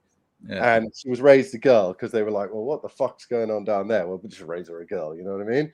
And now she's like killing it in all these races, you know what I mean? And like getting gold medals. I can't remember the person's name. I assume everybody knows who I'm talking about. The black runner, the athlete. Really narrowing it down there. Really narrowing it down. Also known as the hermaphrodite. There you go. That narrows it down quite a bit. But we do know at a genetic level, like what a male is, what a female is. Like you can take a pinprick of someone's blood and prove it. You know what I mean? This is like stuff that I think you can be politically effective with, and it would produce good results to bring back some Socratic truth and maybe a little bit of Hellenism as well. You know what I mean? Right. But like, is her surname actually Semenya? That's got to be a joke. Someone Google it. Bloody hell. Well, I'm not intelligent enough for this conversation. People are saying that in the chat. Hugh, can I just say about the postmodern thing with Derrida, and we all saying Derrida's already an issue because he's a man and he wrote loads of books spanning 40 years that contradicted each other because you change your mind. But what the postmodernists done, and Derrida's more a post-structuralist really, effectively, they didn't say there aren't any truths. They didn't say there aren't any meta-narratives. What they said was, because we are lumbered with speech and writing have got certain rules that contradict itself. And if you start looking at things like truth and meta-narratives and gender, anything, the rules of language mean that you can't actually, the rules of language and context mean that you can't actually get to a point where it stops. And you can say, that is that. Yeah. They're not saying it doesn't exist, but they're saying the tools we've got to discuss them aren't up to the job. That's what postmodern post-structuralism, for me, is essentially about. Because if you say to Derrida, what, reality doesn't exist, and they'll say no, and then you cut his arm off, you'll say, well, how's your arm? And he says, well, I'm dying. You go, yeah, but it's only reality. You know, he's not an idiot. Yeah, I don't think I said reality doesn't exist. I said that you can't know reality because language is an imperfect tool. And the way that's what I said. Well, anyway, maybe I did say that. I don't know. I'll have a look later, and I'll give you 10 points if you did. Okay. Anyway, yeah, just like what you just said, it's Derrida is a bit shit. Yeah, I kind of agree. Yeah, I mean, like, very clever bloke, but yeah, but yeah, it's like that phrase, the desert of the real, right? Where you're putting language on the sand, you're trying to draw and explain reality with this imperfect system. All you're really doing is putting. But desert of the real, that's Baudrillard, and Baudrillard is to post-structuralism what Tommy Cannon and Bobby Ball are to stand-up comedy. He's like it's a bit of a sort. Baudrillard is an ironic postmodernist. I think the desert. I mean, it even got quoted in the fucking Matrix and his book. When he sells them their digital drugs at the start of the movie, Johnny Depp. Is it Johnny Depp? No, the other one, same bloke, Neo. Keanu Reeves. Yeah, he picks up Baudrillard's book, Simulations. But if you read Simulations, apart from the first page, which is actually Jorge Luis Borges' story about the map and the territory, the rest of it's just nonsense. The desert of the real. Well. Ooh, Derrida doesn't talk about the desert of the real. That's ridiculous. I'm not intelligent enough for this conversation, by the way. This is all going over my head. Hopefully people in the chat relate with me on this. I'm not intelligent enough for this conversation. Can we talk about tits instead or something? We can go right back. Happy birthday, by the way, Dan. Happy birthday, mate. Thank you. You remembered. That's nice of you. He was watching the stream, you bastard. Yeah, no, I remembered. I remember everyone's birthday. No, I'm not biting that. It's the same as Donald Trump as well, and Boy George. So great company. I'm with Freud and Tony Blair. Oh shit. That's not the best, is it? What about you, Hugh? Who else is born on your birthday? I don't know. I'd have to Google that. I have no idea who's born on my birthday. Probably a bunch of cool people. But, let's do a little poll with the chat. So essentially, before we went down the postmodern route, Mike Edwards has just said Joe Guest. What, you share birthdays with her? I should have married that bird. Let's have I want a little poll in the chat. So where are you on a score of 1 to 10, feeling like the multicultural project in Western Europe can be reversed? 10, yeah, I'm up for it. It's going to happen. Nationalism's going to take over and the globalists are going to get kicked out. And 1, not really. Let me know. Pop it in the chat. I'd like to get an understanding of what the group think.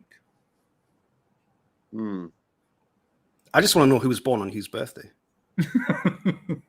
It's weirdly just the Three Stooges again. It's just, I just need to know for some reason. I won't be able to move on until I know the answer to this. So please do some Googling, Hugh. All right. Theresa May. Jennifer Hudson. Don't know who that is. Oh, it's an actress. Yeah. Jennifer Nettles. Don't know who that is. Too many Jennifers.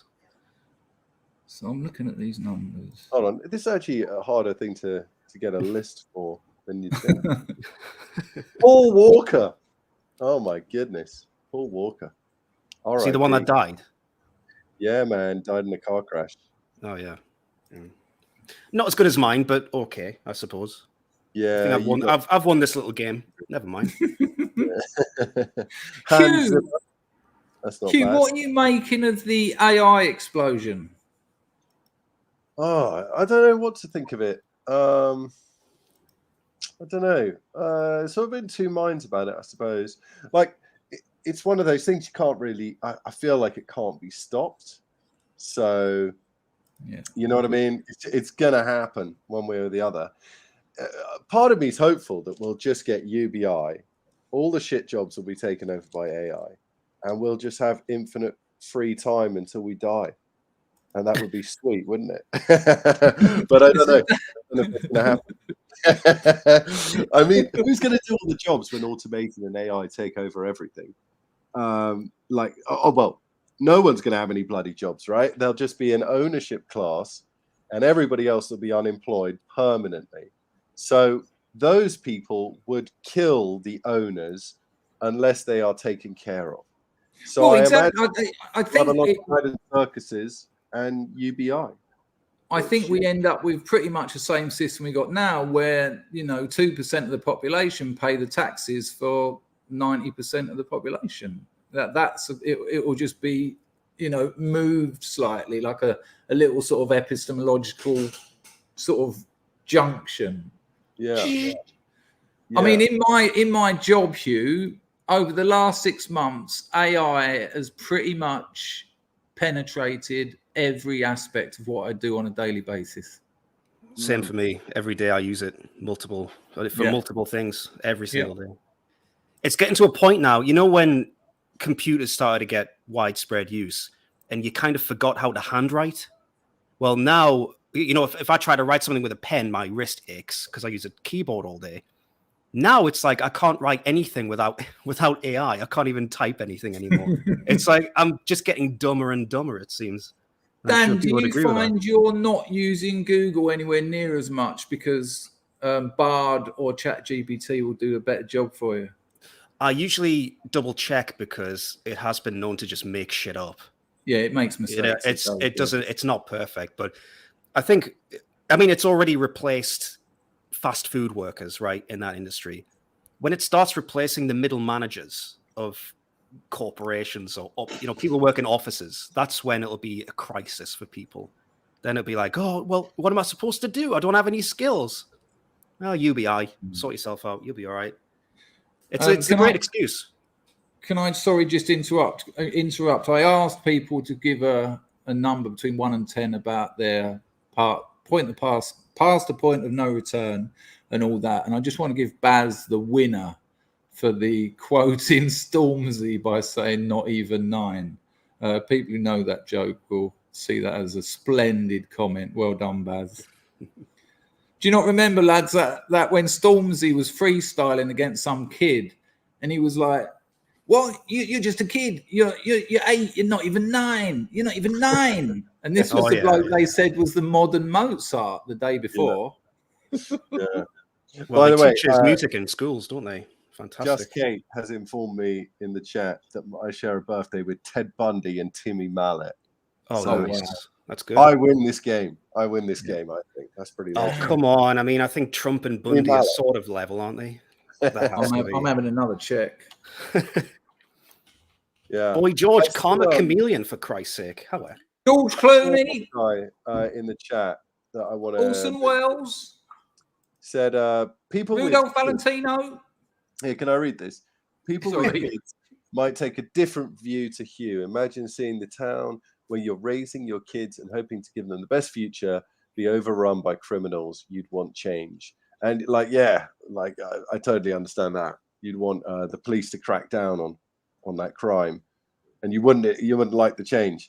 I don't know what I would tell someone in that situation, to be honest. What would you tell someone in that situation? Move?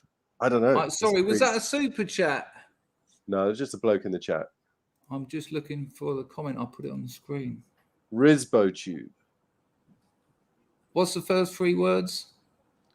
People with kids. Okay. Go on. Someone start answering. Dan, start answering unless you didn't see it. Well, I don't know. That's my honest answer. And that's why I wanted to do this stream with Chris, because that's what I'm trying to answer. What do you tell that guy? Because I'd consider myself to be that guy in a way. And a lot of people in England are that guy. Yeah. So that's what I'm looking for, That's the entire point. But RisboTube. How bad is day-to-day crime in England these days, Dan? I'm sorry, say that again, Hugh. How bad is day-to-day crime in England these days? Well, obviously I'm in the north, so it's not as bad as it would be down in London. But I was saying this to Chris the other day on WhatsApp. I said that when you're in a city centre, I don't know what anyone else in the chat thinks, but I have this strange feeling of doom in my head. Like anything can happen at any time.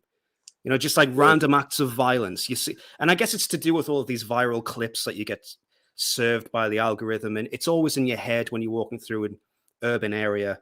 And I don't know how much of it is manufactured and how much of it is real, but when I'm in a city, I don't feel comfortable at all. I'm thinking someone's just going to do something. And what am I going to be able to do against it, you know? Yeah. And it's more of a mentality thing for me. And public transport's even worse than that. I mean, awful, terrifying. Yeah. I'd just like to say, I was in Dartford for 4 weeks. There were 4 stabbings and 2 deaths. There was no white people involved in all of those. That is more stabbings and deaths for my entire growing up in Dartford. That stuff never happened in Dartford. 4 stabbings, 2 deaths in 3.5 weeks. Rizzo too, when you say this, you're in the town and you're raising your kids and you want to give them the best future. Totally understandable. Of course you do. And it's being overrun by criminals. You'd want change. Yes, I absolutely agree. And I think the point of this stream is, I would say to you, you're not going to get that change by a nationalist organization giving out leaflets, doing this and that, blah, blah, blah. No, you'll get that change by becoming financially independent, getting your kids to become financially independent, having the chance to get the fuck out of that town overrun by criminals when you need to, move to another town or another country. That's what I would say. And if you don't do that and you put your faith in an idea, which is nationalism, which is anti-globalism. I mean, globalism, it's a fucking machine that's so strong, it's got people cutting teenage girls' tits off. That's the power of that machine. I don't think a few leaflets are going to do much about that. So my point is, get real with the situation, give yourself choices, and that involves being wealthy. And it's not hard to make money. It's not hard, because most people don't want to, because the working classes have been told they can't. And that way you can give your children a good future and you can get out of a town that's been overrun by criminals. Have any of you ever been to New York? Just out of interest. I'm not allowed into America. You're not allowed in? Well, because of drug offenses? No, they don't like me because I'm too suave. Oh, I see. Great. Well, to answer Hugh's previous question about what I think about the cities and criminality, when I was in America when I was younger, I was 22 or 21, and I went to New York City for the first time, and I was riding the subway. My overall takeaway from New York was, I've never seen so many genuinely insane people in one place in my life. Right? It was unsettling. People walking back and forth, talking to themselves. Just a very unnerving atmosphere. And I think that's kind of what I think of now when I'm walking through a city in England. That feeling has translated over here as well. And so that's the best I could describe it in terms of a daily experience, if you know what I mean. And I think it is getting harsh out there. Is New York one of these cities where they pretty much like legalized drugs, and then they've legalized basically all sort of petty crime? I mean, there are these places in America now where like you don't get done for shoplifting. Yeah, you can like San Francisco, things like that. There's places in California where it's no longer illegal to resist arrest. Yeah, nuts. I mean, like a lot of people are migrating away from those places. And I think that they're doing the right thing. Get out. Like, it's not going to get any better in the immediate, right? It's going to take 10, 15 years to sort this out. The homelessness problem that they got in America and all the criminality that comes with it, and the drugs and the prostitution and all this stuff that's going on. Leave is what I would do. If I were there with my young kids, I would get out. And you've got George Soros-funded district attorneys that are just not punishing people, not putting people on bail. Oh, you just smashed someone over the head with a pickaxe handle. Go home, and we'll sort it out next year or something. Let's go through some super chats, because some of them are talking to you two, and it would be a little bit unfair if I didn't. Let me go. We've done that one. Okay, Mrs. Me in it. We fart. They're going to come after us next. Ice Age. Blame it on the woolly mammoths. Always good points, Mrs. Me in it. Lovely to see you. The Angry Bootneck. Lovely to have you in the chat, mate. Rags said that we should hook up at some point. I think I sent you an email, but you blanked me. But Thanks for the donation, or maybe I didn't send the email. Much appreciated. Mousecat says, all I get from incomers is don't complain. It's retribution from the colonies. Yeah, I mean, what's his name? David. Oh, come on. One of you two know his name. Lammy. David Lammy on LBC said, he laughed, didn't he? Well, it's revenge, isn't it? So, yeah, it is revenge. Amigos, nice one, Liam. Dawn Browning says, say my name, Hugh. I mean, that's up to you, Hugh. She'd love it. Hi, Dawn. How are you doing?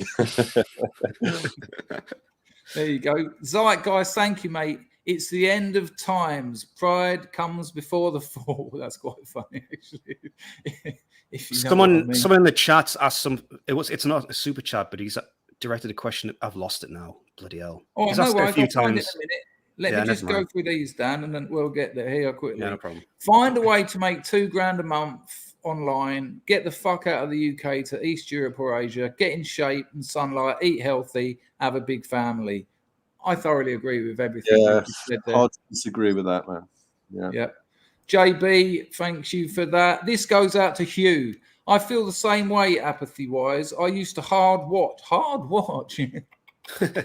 used to hard watch all your old content. Please never forget that your work was so amazing. All we care about is that you are well, brother.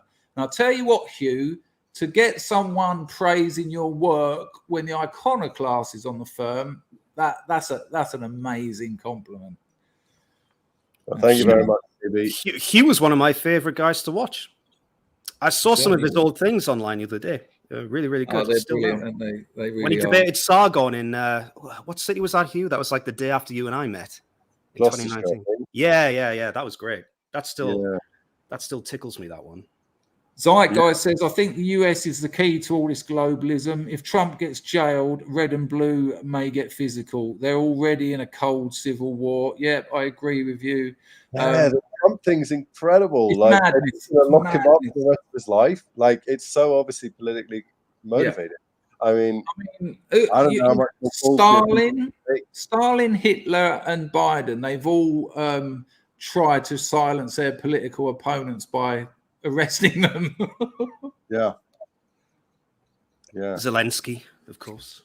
It's madness out there, but that's another stream. Thank you, Zeitgeist. The Video Lounge, Chris, Dan, and Hugh. Sorry, I genuinely believe there is a political solution: direct democracy, where we, the people, collectively make all the decisions. Well, that's communism essentially, and it hasn't gone too well so far, but maybe. But why would the system, the people who run the system, do that? Because it would kneecap themselves. Like, look at Brexit, right? If you want the clearest demonstration of straight up democracy, a yes/no vote, popular vote wins. They're not going to change our entire political system to be like that. People say proportional representation would fix the problem of, say, UKIP getting 4 million votes and only one MP. Yeah, it would, but why would the powers that be let you do that? Why would they change a system that benefits them so you can have a bit more say? It doesn't really make sense, which is why I'm thinking, well, there's a few steps before then, isn't there? How do we get that done? And I don't know if there is a way, unfortunately. Yeah. I personally, I think it's really communism. Isn't he talking about decentralized? I suppose the end goal of communism is a stateless society. I don't know.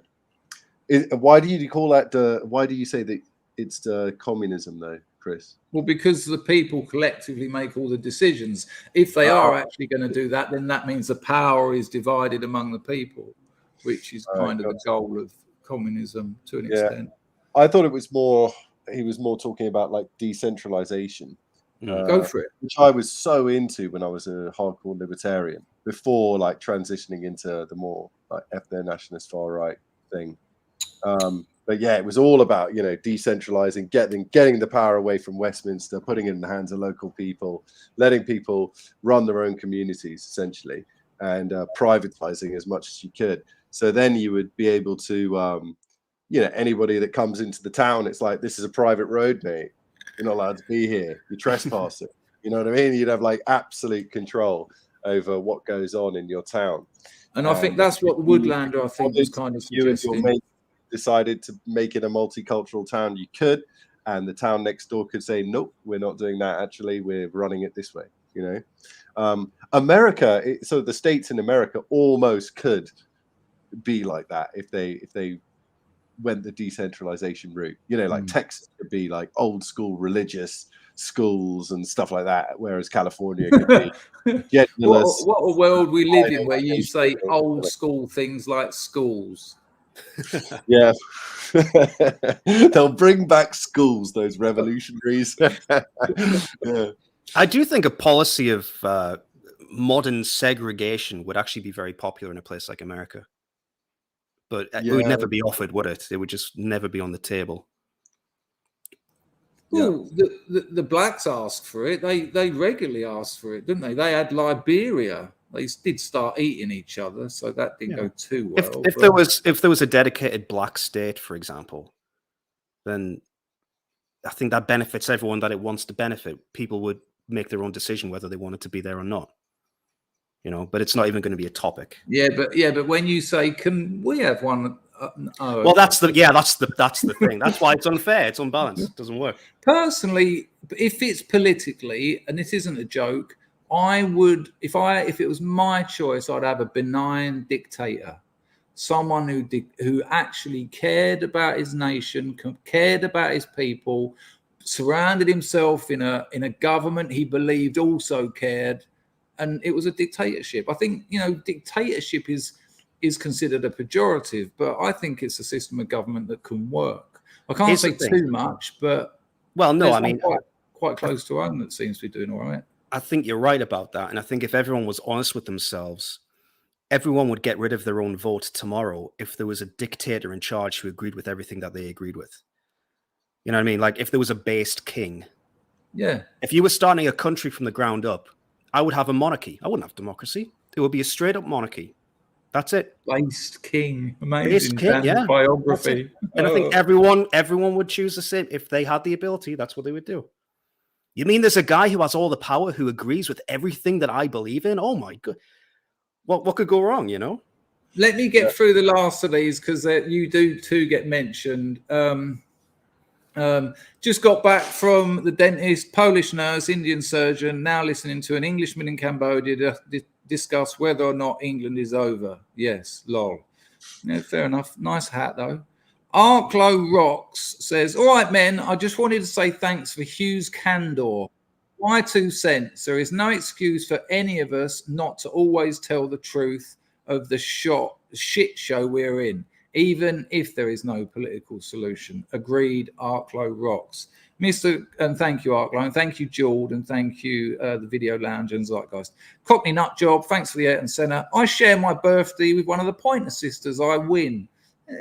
That's a later debate, but happy birthday when that comes around. Barclay Walsh. We were talking about you, Barclay. You sacrificed a hell of a lot. You've been arrested. You've had your doors put through. You're barely 14 now, aren't you? How's it going?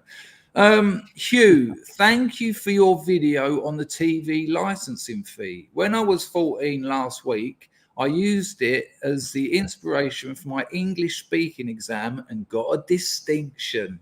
I used it as inspiration. Wow. We know what that means. Thank you, Barclay. Basil thought, you know, Barclay walks around in $4,000 bespoke suits and $2,500 bespoke shoes. Very well dressed young man. Don't know where he got them from. Nice to see you three reunite. I think the last show you guys did, you played that song Gino for the intro. Whenever I hear that song, it now reminds me of you lads. Yeah, it's a cracking song, isn't it? Dex's Midnight Runners. Good call. Thank you, Basil. There you go, people. When was our last show? The last time before this? Would have been 2020, wasn't it? Something like that. Would have been during the lockdown. I think it was prior. I think it's prior to that. COVID was about. Wait, COVID came in 2019. It started. No, 2020, like March 2020 for us in Britain. Okay. Yeah. So who's this Barclay lad? You were talking about him, Chris. What happened to him? Barclay's a really lovely bloke. Him and Harry Harry, you might remember from the truck show, the TR UK show. When I went back from my mother's funeral, I had a load of suits that my middle-aged spread won't allow me to wear. I blamed it on the fact they were wool and it's too hot in Cambodia. But I got them to come down to my mother's house. I'd only ever known them online, but we do talk a lot, the three of us. And they were such lovely young men, just trying to make their way in the world. And Barclay has been a member of PA since maybe he was 15 or 16, but he's been, and look, in a healthy society, someone like Barclay would be elevated, would be on the news. You're politically engaged. You're an agent for change. You've seen something you don't like, and you want to have debates, and But that isn't what's happened to him. He's been arrested. He got arrested for leafleting. He's had his door put through, and the police come in his mother's house and take all their computers and phones. I think that's happened 2 or 3 times. He's a really lovely lad. But I even said all this to him sitting in my mother's old house. I just said, please don't sacrifice so much. He's unemployable now. He's unemployable. Because already, and it's game over. He's 22, I think. How old are you, Barks? 20, 22? And, if he goes for any job, they're going to Google him like they do for every applicant at the moment. I've got an ex-girlfriend. She's head of human resources for a big London restaurant chain. And it's the first step of any interview process. Dig deep on Google. Find out about these people. And, And now, don't get me wrong, I love the kid to death. I think he's proven himself as a noble, honest, brave, courageous young lad. But again, if he was my boy, and I had to say to him, please, just make some money and go and enjoy the world and make your life happen. He gets called Nazi in the street when he walks around. Jesus. Yeah. And he's very handsome, isn't he? Sorry, he was 18. I don't want to get things wrong because I like Mark and I like Bark. But sorry, he was 18. That was an exaggeration. I saw Barclay on your stream on Monday, Chris, the quiz. And I'm like, bloody hell, he's a handsome lad, isn't he? Now, I know people are going to call me, oh, Dan's been so gay again, right? But honestly, Barclay has the entire world in front of him. He can do whatever he wants. Because let's be honest now. Once he got that, what was it? You were working as a waitress in a cocktail. But once he got that Human League cowlick haircut gone, it is. Yeah. Go on, Dan. Sorry. Well, no, I'm just going to say, like, he's got everything going for him. It's no surprise or secret that if you are a physically good-looking person, doors will open for you in life, Yeah. And he keeps himself in shape. He, protein shakes, all of that. He's doing well. Harry's the same. Harry is just ripped to pieces. Harry looks like a professional, not bodybuilder, but model. There's not an ounce of fat on him. You can see every single muscle. And I always see them online, you never get to know how tall people are. When they come in my house, I was like, I'm 6'2", and they were like, hi, youngsters of the internet, but lovely blokes. But it was that really set it in me. I just thought, is this the right way for you? I don't think so. Hugh, how tall are you exactly?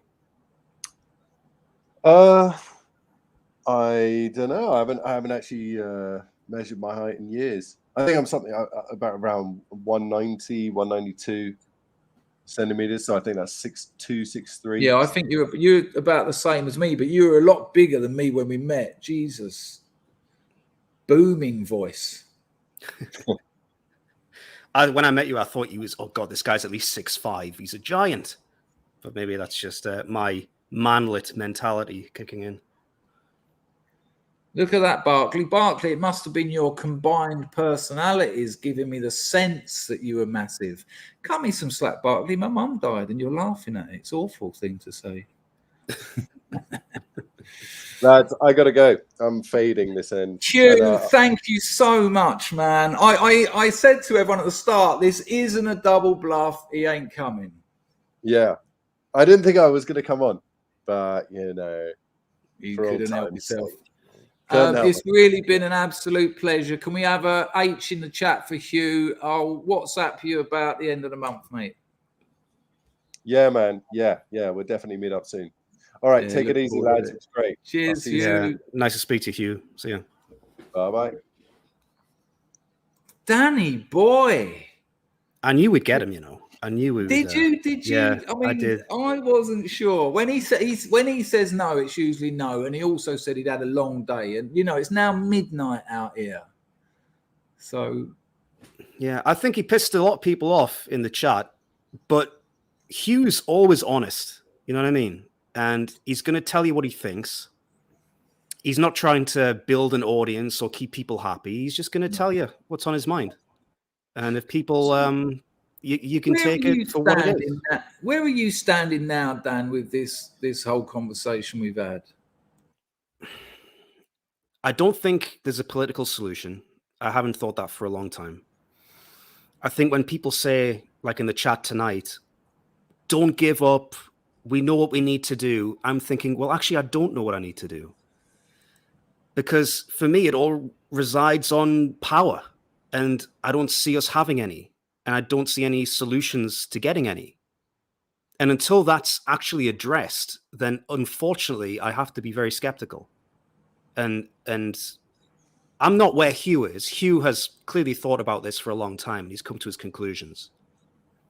But I am still in Britain. And I do, as much as Hugh says, okay, get your head down and just get on with your life, that's easier said than done, because when you're here, it's very, very difficult. I mean, you realized that when you visited a couple of months back.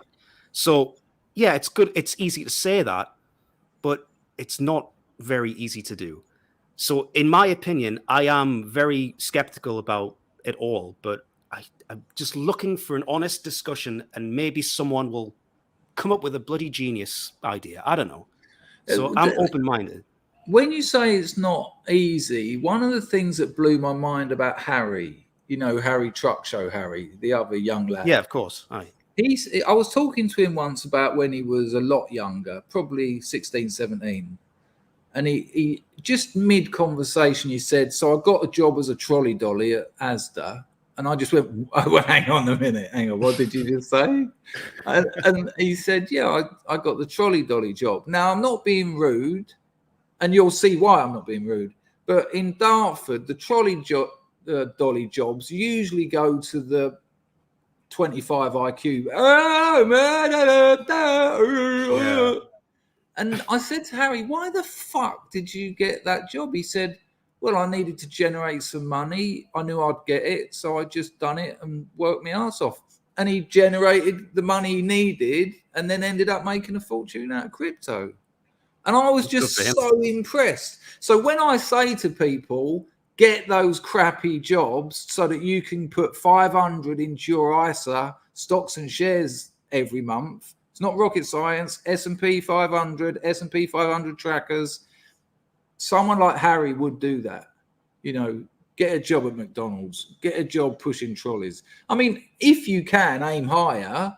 But don't sit around waiting for the panacea of, oh, that's the one, $5,000 a month.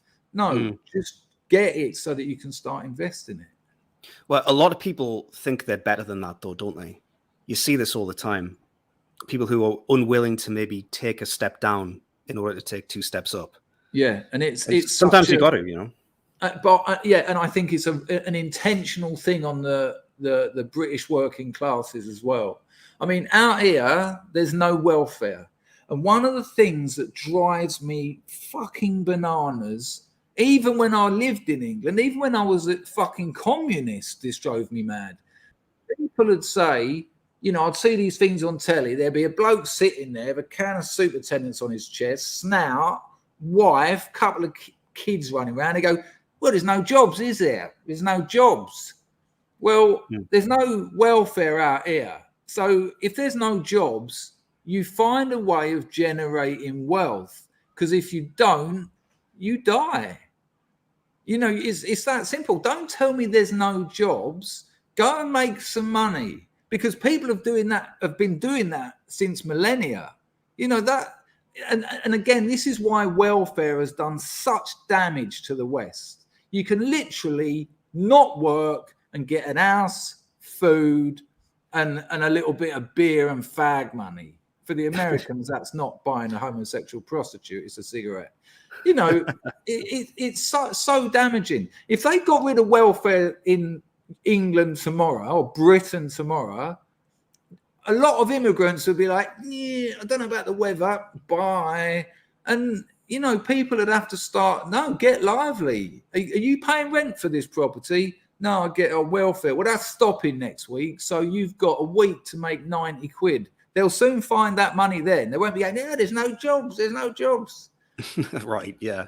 No, I totally agree. Hey, give me 2 minutes. I just need to go for Have a a wee. bathroom break. Yeah, thank you. No very worries. No worries. All right.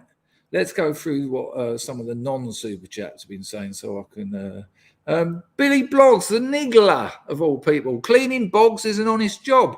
Well, you know, if you're, it don't really matter what age you are, as long as you've got 15 years left, right, and a bit of time after that to use it.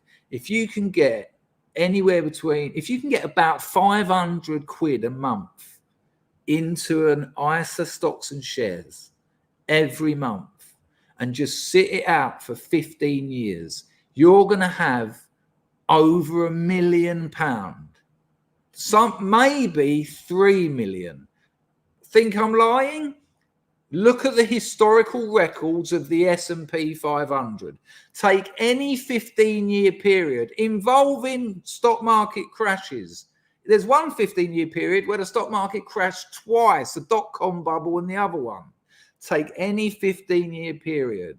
Add up the S&P compound interest. You can go online and type in compound interest calculator. We've done it on my channel loads of times. And then you say, right, 500 quid a month.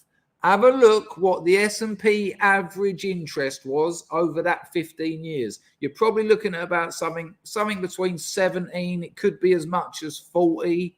Really, the S&P.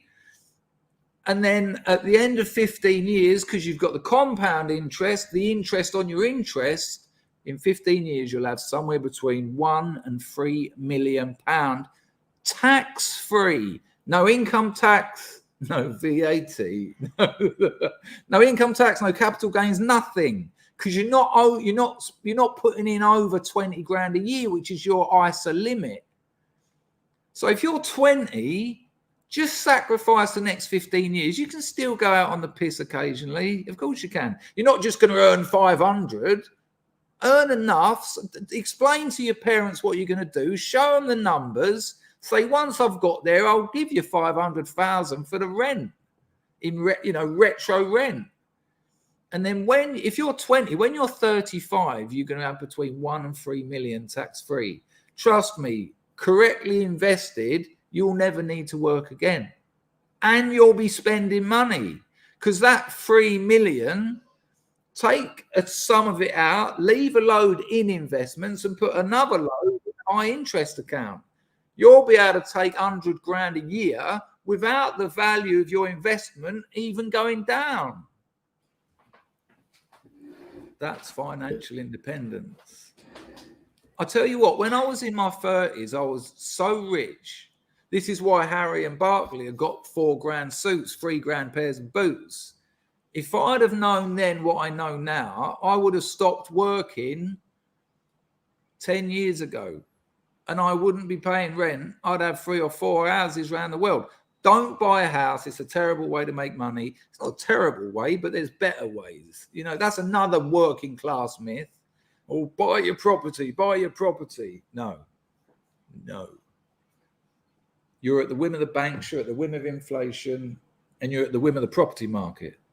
Whereas with investments, it's a nice long-term. I'm not talking about trading here. Buy stocks and 3 hours later, oh, quick sell, buy. No, long-term investments. If any of you want to know more about that, email me, chris@chrisdangerfield.com. I've got like a worksheet that explains it all. I'm not a professional. This is for entertainment purposes only, but I can give you the information. chris@chrisdangerfield.com. I'll give you that worksheet, boss. You can have a look at it and you can check out the sources for yourself. So you're not a financial advisor? No, and I it's really important you can say that because I don't want to be in court. I always love hearing when you see these channels on YouTube where they're talking about crypto or finance. They always say, and remember, I'm not a financial advisor, but here's some financial advice every single time, basically. I'm having to top up my water. I wasn't sure if you could see my penis then. Dan, it's midnight. My voice is a bit croaky. I'm not going just yet. Okay. I want some words from you. All right then. I don't expect you to tell me. This isn't. Don't worry. This isn't going anywhere personal. But what are your financial? I mean, you're not going to do any more content, are you? I'm assuming. Not unless I have a revelation and think I can contribute something. No, okay. I don't want to just point out problems again. I don't feel like there's any point in that. I mean, you've done it at a time when it needed doing, I think, and you've done it better than most. Really. Yeah, I think that wave of populism is it was of the time, and now it's a bit different, and it's not really. I think people know the problems. I just think that's the way it is. I'll still jump on your streams every now and then, but that's mainly because you and I are mates. Yeah. It's not like I want to be a guy anymore. Believe me, I'm busy enough. But yeah, it's always going to catch up. Well, that is, could you, Dan, I got Horus on here once and we were just chatting and then I just psychoanalyzed him and he was like breaking down going, I'm just not good at talking to girls, I suppose. But, and then after the stream, he went, mate, delete that stream. What the fuck happened there? I was here. I went, yeah, sorry. So doing a Horus is that. Are you saying that his endless impressions of Alan Partridge don't get him women? Is that the truth? My God. Are you? Is that Horus or Toller? No, Horace loves Alan Partridge, doesn't he? He's well into it. We just talk about Arsenal, to be honest with you. Me and Horus. I've never seen Alan Partridge. The biography is pretty good. The first one, Nomad's all right, but we need to talk about Alan. Is actually worth a read. Some very funny jokes in there. Okay. I met him once. I met the I can't remember his name, and I'll tell you what, he was Alan Partridge, unsurprisingly. Or Coogan. Yeah, Steve Coogan. He was in the lobby of Soho House. Mobile phones had just come out, and he had his there. He had like a sort of a white and silver flex suit on and a silver shirt. And he was on the phone going, I just don't think it's bloody fair. It's not fair on me. It's not fair on me. Obviously, she was saying it's not fair on me. And he was just repeating it to her. The worst thing you can do in an argument with your missus. Repeat the point. It's not fair on me. It's not fair on me. And I just was like, whoa. Anyway, yeah, Nomad's pretty good, but I think the other one, I preferred the other one. Dan. Yes. You done pretty well in what we could call the crypto explosion of 2018? Well, it was 2021 when it really blew up. But yeah, I was in it for a few years before then. So where are you? I mean, I've noticed Bitcoin's charging again. I've got a load of Phantom, but I think that's going to be a 5 or 10 year deal. Is that something that interests you these days, or are you just not? I'm not. I mean, if I had more disposable income, I'd be loading up right now for the next bull run. But really, yeah, I think in the next 18 months, this is a great time to buy for sure. And is that connected to the AI boom? It's got something to do with it, but the crypto cycle, I mean, it goes in cycles. It's every 4 years or so. And we're in the middle of the bear market now. If things keep repeating themselves, and there's no guarantee that they will, but 18 months from now, you'll start to see some good returns. After the halving of Bitcoin, then usually it's usually an upward trajectory. Yeah, And it's like I think inflation will, obviously this is all fake and kicking in the can down the road. Inflation is always going to be really high, but they'll tell you it's not. And they'll turn the money printers back on and there'll be a boom again. So I think just keep an eye on it, really. Good to see you, Rise of the Right. I know you're about to tell me you're only here for Dan, but it is good to see you. I like you. This geezer, I don't know. That's the one I saw earlier. He was asking that a few times. He's a very funny bloke, actually. He tends to smash it. That one's not. I think he's just asking you a question, but I don't think I've ever spoken to Lawrence Southern no, I in my didn't life. think you had. I used to speak to Pettibone quite a lot, but not for years now. No, There was something about Lawrence Southern going on recently, wasn't there? But she works for Sky Australia. She's a TV anchor. Does she? I thought she was. Someone told me that. Oh, I heard that she was sleeping with Tim Pool. But obviously, I don't want to get into soap opera politics. She married an African fella after she made a documentary about Africa. I don't know, man. I'm so out of it. No one's divorced people. Dan, I think it's fair to say no one's sleeping with Tim Pool. I'm just going to say that. I didn't even realize he was half Korean, you know. Sorry?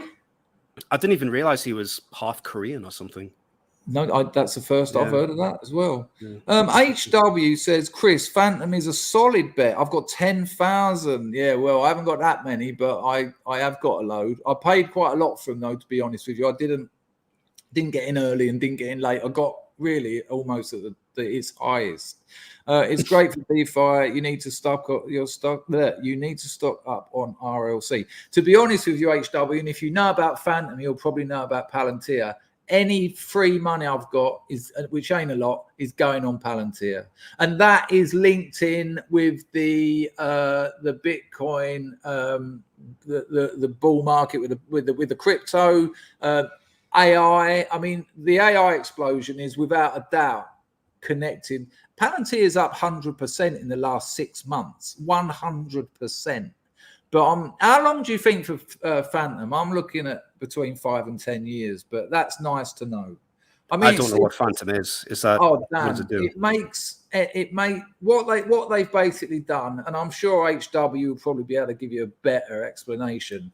But they looked at all the mistakes the other coins made, the big ones. I keep saying Entropy, Ethereum, and Bitcoin, and just got rid of them. I mean, it's the transactions are the fastest, you know, of any coin, but it's more secure than all the rest of them. They've got loads of collaborations with it's just I think my kind of naive understanding of crypto, the best I could say is their infrastructure is near perfect. So It's just a question of waiting for the moment when it goes. I mean, you can get them now for something like 25 cents. So, I would if you've got it, people. It's FTM or Phantom spelt with an F, FANTOM. I think crypto is, if you're not in it, it's a difficult world for someone to navigate and to understand what's good and what isn't.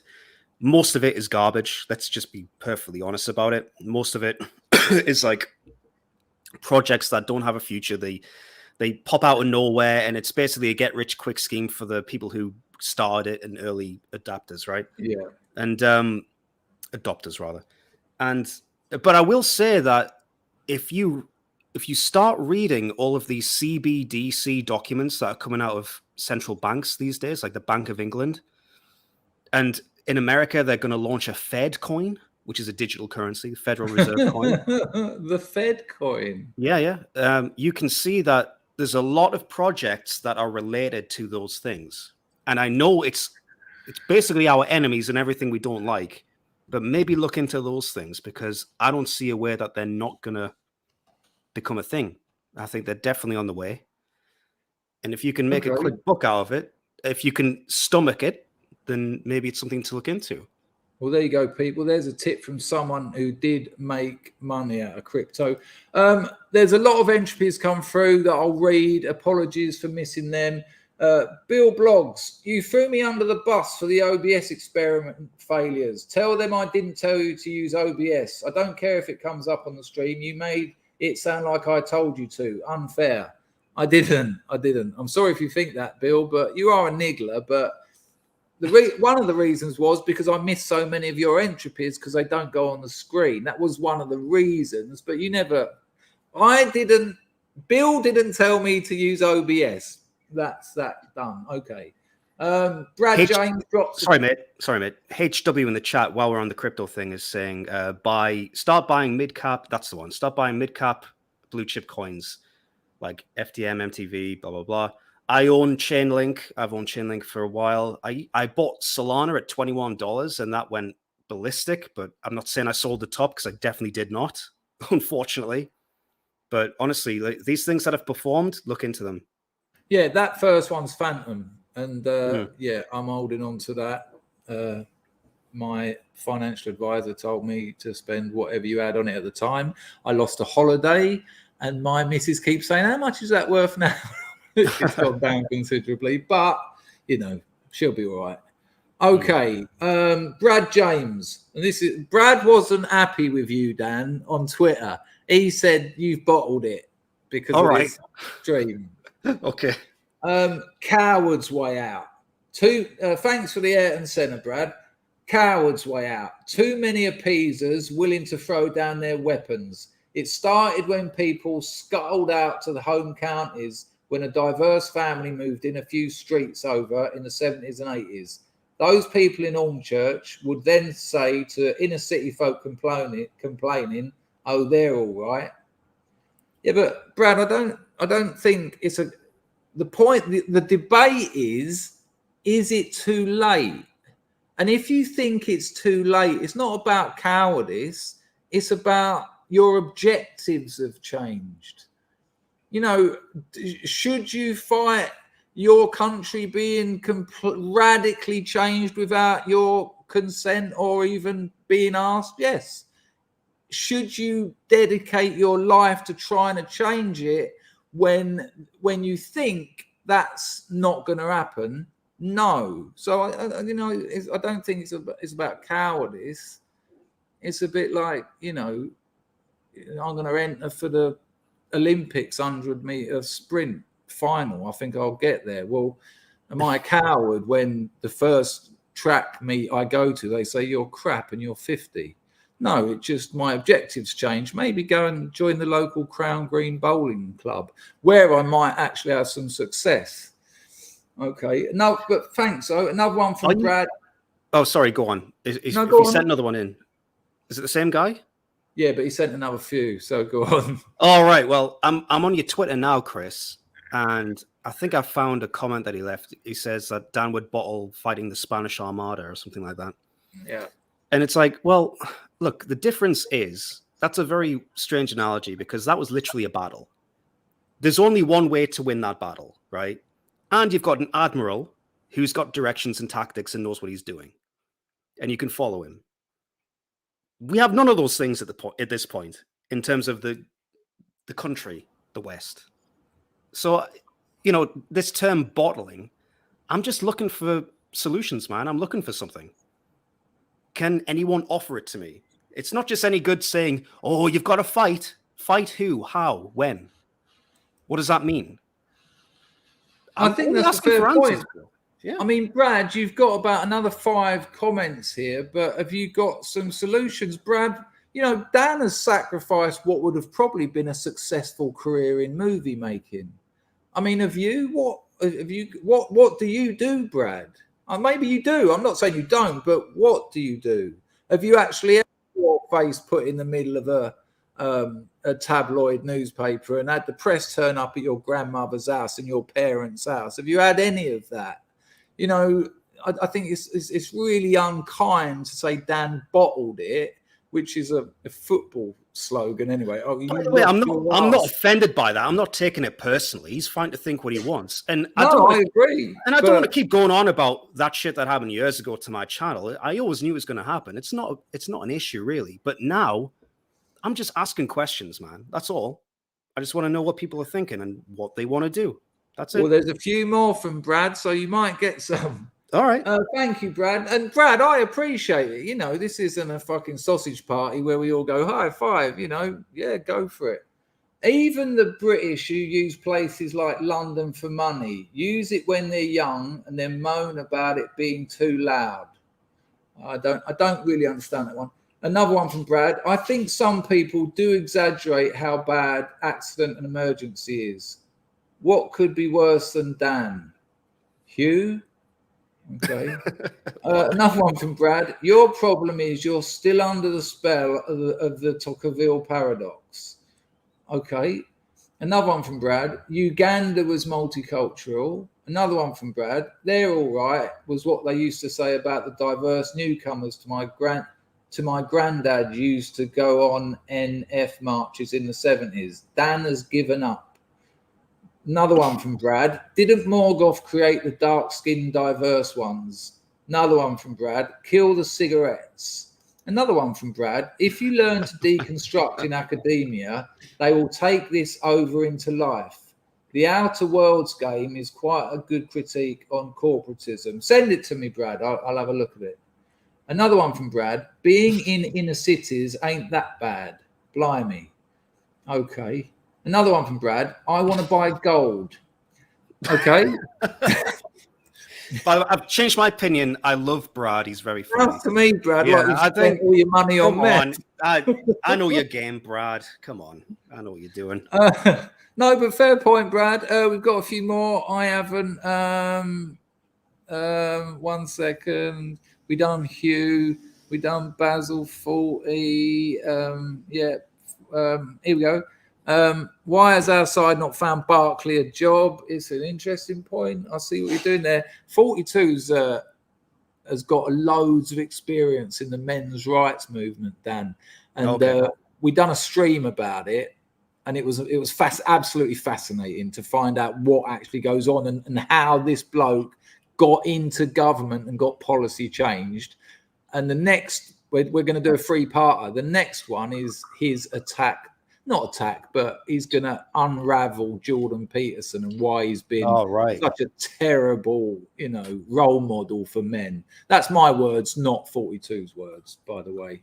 Thank you, 42. Zeitgeist. If we're all looking for solutions, there's always hope. These are the right questions. Cheers, Dan. Nice one, Zeitgeist. Well, that's kind of my position on everything. That's why I wanted to have the stream, There you go. Mousecat, money printers will be switched on before the American elections. Crypto will rise with AI. Yeah, that Spectator article you sent me nailed it. I mean, I'm not a fan of the Spectator, but it's a great article. Good call, Mousecat. Thanks for the donation. There are specific cryptos that are totally related to AI now as well. There's not many, but there are more coming out all the time. You've got to think that, okay, the last bull run was a lot about DeFi and NFTs, for example. The next one, you could logically assume will have a lot of AI involvement. So, I mean, I'm not saying it's a golden key to financial success, but it's worth looking into. I certainly think Phantom is. I mean, it's something I've kept an eye on. I'm glad HW, he's given some very generous donations, so he's obviously knows his money. That makes me feel a bit better about my Phantom I got tucked away. Willow drops a lady in. Just a thank you for the couple of hours entertainment after work. Good to see Hugh and Dan. Oh, okay. Cheers. Nice one, Willow. Much appreciated, mate.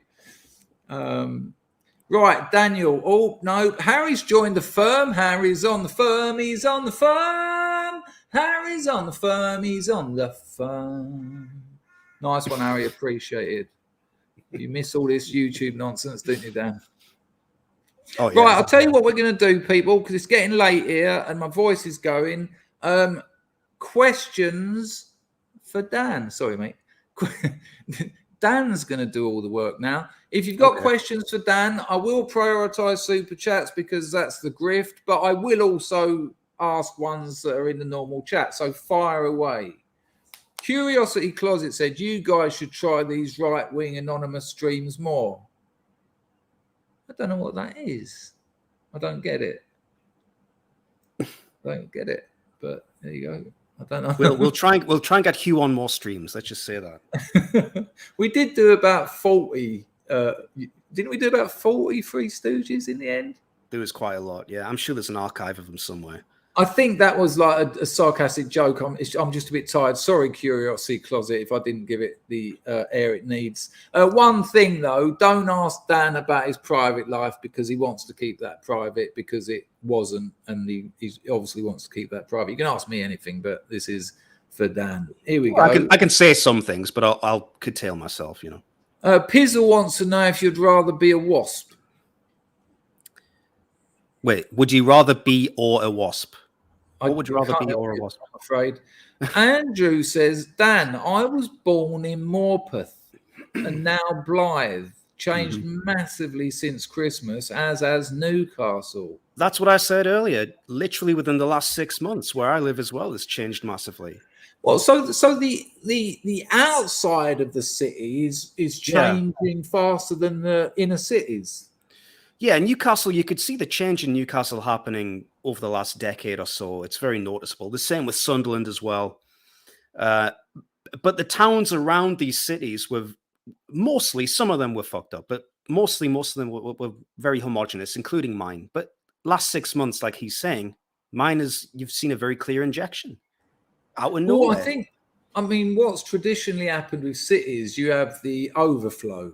And you get the London overflow towns. Historically, they've always been there, where it's too expensive to build houses in the inner city, so they build them around it so people can get to the city to work. And so probably what's happening, the people are coming in, they can't build the houses in the city, so they chuck them out so they can be commuters. I guess that's some of the logic about it. But I don't even know if they've got jobs. They're just loitering around most of the time.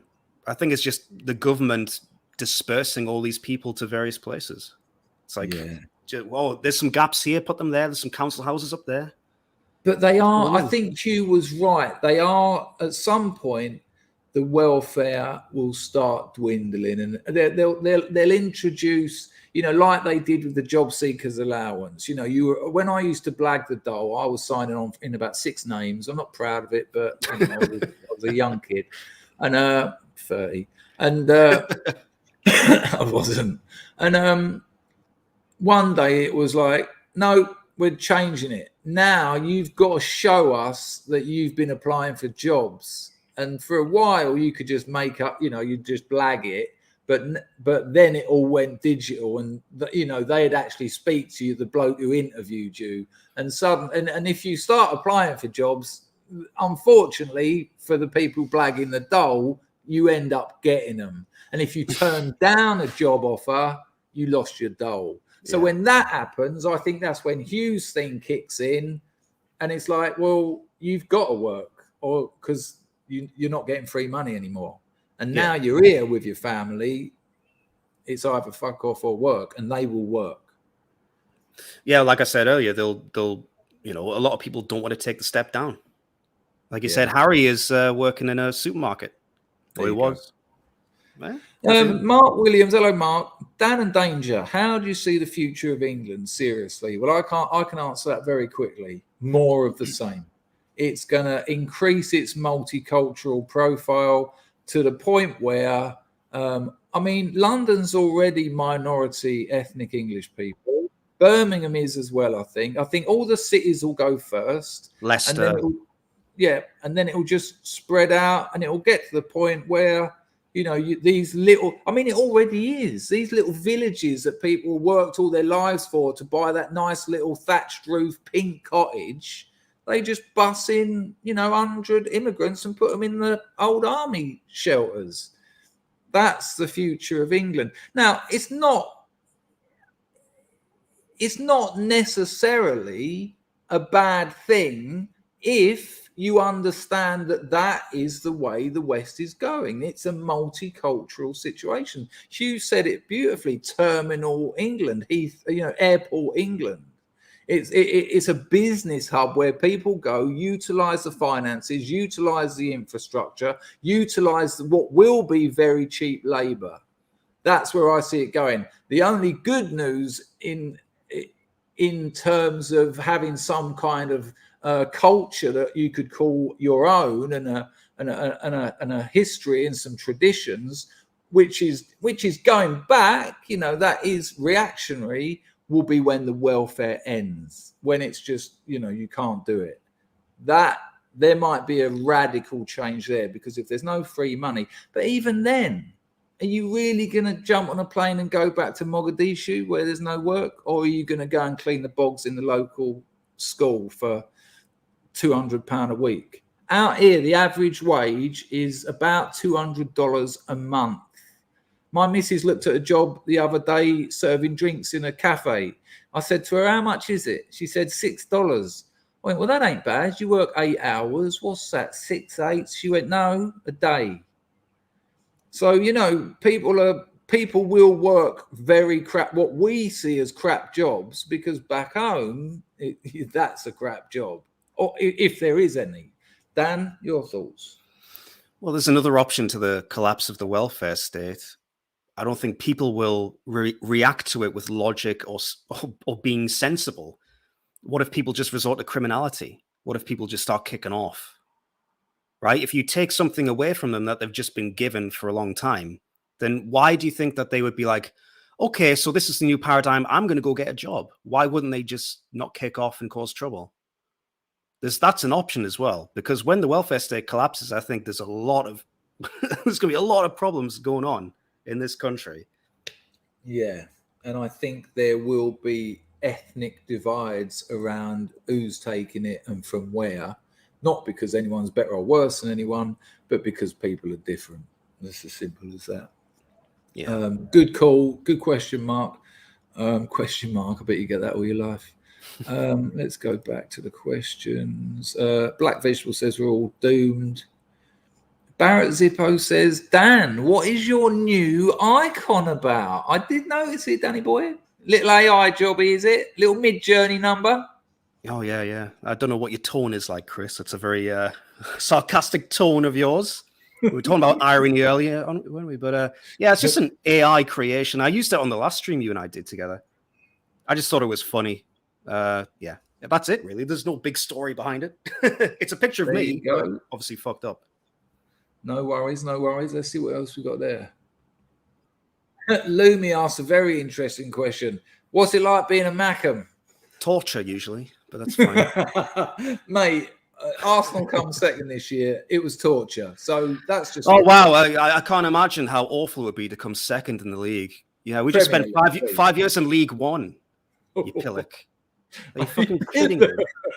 Actual aggression was amazing. Honestly, you people who support Premier League teams, good Lord, you don't know how good you've got it. I must. If you don't believe football's all this psy-up anyway, but let's not get into that. Well, here's something interesting, because I keep football talk to a minimum, because some people. Well, I used to talk about clothes a lot, and I lost so many subscribers. They do not like sartorial conversations, but people were saying, like, I don't want to watch them. Loads of black people playing football, and I'm like, well, hang on a minute. When you talk about a culture war, what is culture? Culture is things like football. And so the terror, when, like you talked about Morgoth's trench warfare. Yeah. It's about territory trench warfare, isn't it? You stand up, you shoot a few people, you get a few inches, and then you go back down into the trench. Yeah, that's just World War One. That's what it was, for sure. In a culture war, do you give away territory like football, which is a traditional working class pastime? It's one of the few things that still brings communities together. You go to Newcastle and talk about football, for instance. They've got one team for the whole city. It's quite a weird turnout. Like Manchester hasn't, Liverpool hasn't, London certainly hasn't. And, you can't just give away territory in a culture war. No, I'm not having that. Because the multicultural situation we've got is involving them. Well, everything does, because that's what has happened. People used to say to me, you're a capitalist because when I was a communist, they'd accuse me of being a capitalist. I say, yeah, I'm a capitalist when I buy a loaf of bread. You know, going to the cinema doesn't really make me, you know, a fat cat. I've made some money. I went to the cinema. You know, you're part of a system, but you can't just give away territory because you'll have nothing left. Anyway, I'm answering questions. I don't know. I think sometimes you just need to switch off for an hour. You know, it's like when obviously Disney is a cooked organization and all of that. But am I never going to watch a Disney movie for the rest of my life? I can't guarantee. Exactly. I can't guarantee that I will or that I won't. No, and with football, it's like, look, if you want the truth, I haven't been to a football game at Sunderland for like 5 or 6 years. It's been a long while. And, but I've said this so many times and people give me shit for it, but I do always enjoy the World Cup. I've always enjoyed the World Cup, even though you look at the French team and it's like, well, look at that. But I got so much joy out of seeing Argentina win it this year or last year. You know, I just enjoy it as a spectacle. I don't really think too deeply into it, you know. Sometimes you just got to turn off. You're muted, by the way, Chris. Anything that begins with inter, global, or world is a globalist thing. The World Cup is peak globalism. It's everyone coming together in one great big, everyone getting on, you know. But I don't really like the World Cup. I like club football, and I find the World Cup a bit of a pain in the arse, especially last season because we were smashing it, and then it was weirdly the World Cup in the middle of a season, which has never happened before. But yeah, I got your point. We better move on. Dan, how do you encourage women to value motherhood as the most glorious purpose in life? By having a big penis, Terry. Usually works. I don't know if I'm the right guy to ask this question to. I have no idea how you can do that. Honestly, I don't. What am I supposed to say to women? I think that's a fair answer. Vince Clark, no way did you remix the Happy Mondays Rope for Luck. Please tell me it's you. Amazing. Sorry, you probably get that all the time. Do you think the UK will try to save itself before it slides into oblivion? Dan? Well, are you talking about the people of the UK? I do think there'll be an upswell of protests and anger. But again, I mean, it's like the theme of this entire stream. How can you direct that populist movement and that anger, I suppose? Where do you lead these people? What does it amount to? Because the system itself is designed to be exclusionary. So can you even penetrate it? Can you affect it? I don't know. That's what I'm looking for. That's the entire point of today. And we haven't found any answers yet, but we've at least raised the question. We're asking. And my answer to that, Vince, would be if your oblivion is talking about losing our heritage, traditions, culture, and our nation as an ethnicity, it's already happened. That's my point. It's already happened. So I don't think the UK can save itself because it's happened. The UK didn't do anything when millions of young girls were raped and trafficked and abused and in some cases killed. You know, when it came out that the social services were involved, when the police were involved in the actual sexual acts, when the media were involved, or, you know, the leftist institutions, the Long March filled up, were involved, they collaborated with it, they colluded with it, and no one done anything. Not a thing. So when people tell me, not that you have, obviously, but when people say, something will happen that make people get up and go, well, if the rape of millions of young white girls don't, I can't see that much else will. When people can't eat, they might do something. But my point of this whole stream is it's already happened. It's too late. And so look out for yourself. That would be my thing. I know you're not asking that. Thanks for that donation. Ragnar in the chat said a great point. He said 1 million people protested the Iraq war and we still went in. And that's true. And if you look at those Middle Eastern conflicts, for example, the Iraq war, Afghanistan, and then they tried to get into Syria. They bombed Libya to shit because Gaddafi was working on some things that they didn't like. And then you see the reaction of the lefties, for example, whenever there's a problem with an immigrant committing a crime, for example, and they parrot this point like, well, if we didn't go in and mess with their countries, then maybe they wouldn't be so angry. And it's like, but the people didn't want to do that. You know, you're attacking your own people for something that they never agreed with in the first place. It was a minority of people who made those decisions. Millions of people were on the street saying, we don't want to go to war in Iraq. They did it anyway, and suddenly we have to face the punishment for it. And it's the rigged game. It's so ridiculous, man. They flipped the chessboard off the table. It's the same as the sins of the father. I mean, we're being asked to pay reparations for slavery. What, me? I hardly ate as a kid because we had no money. I know.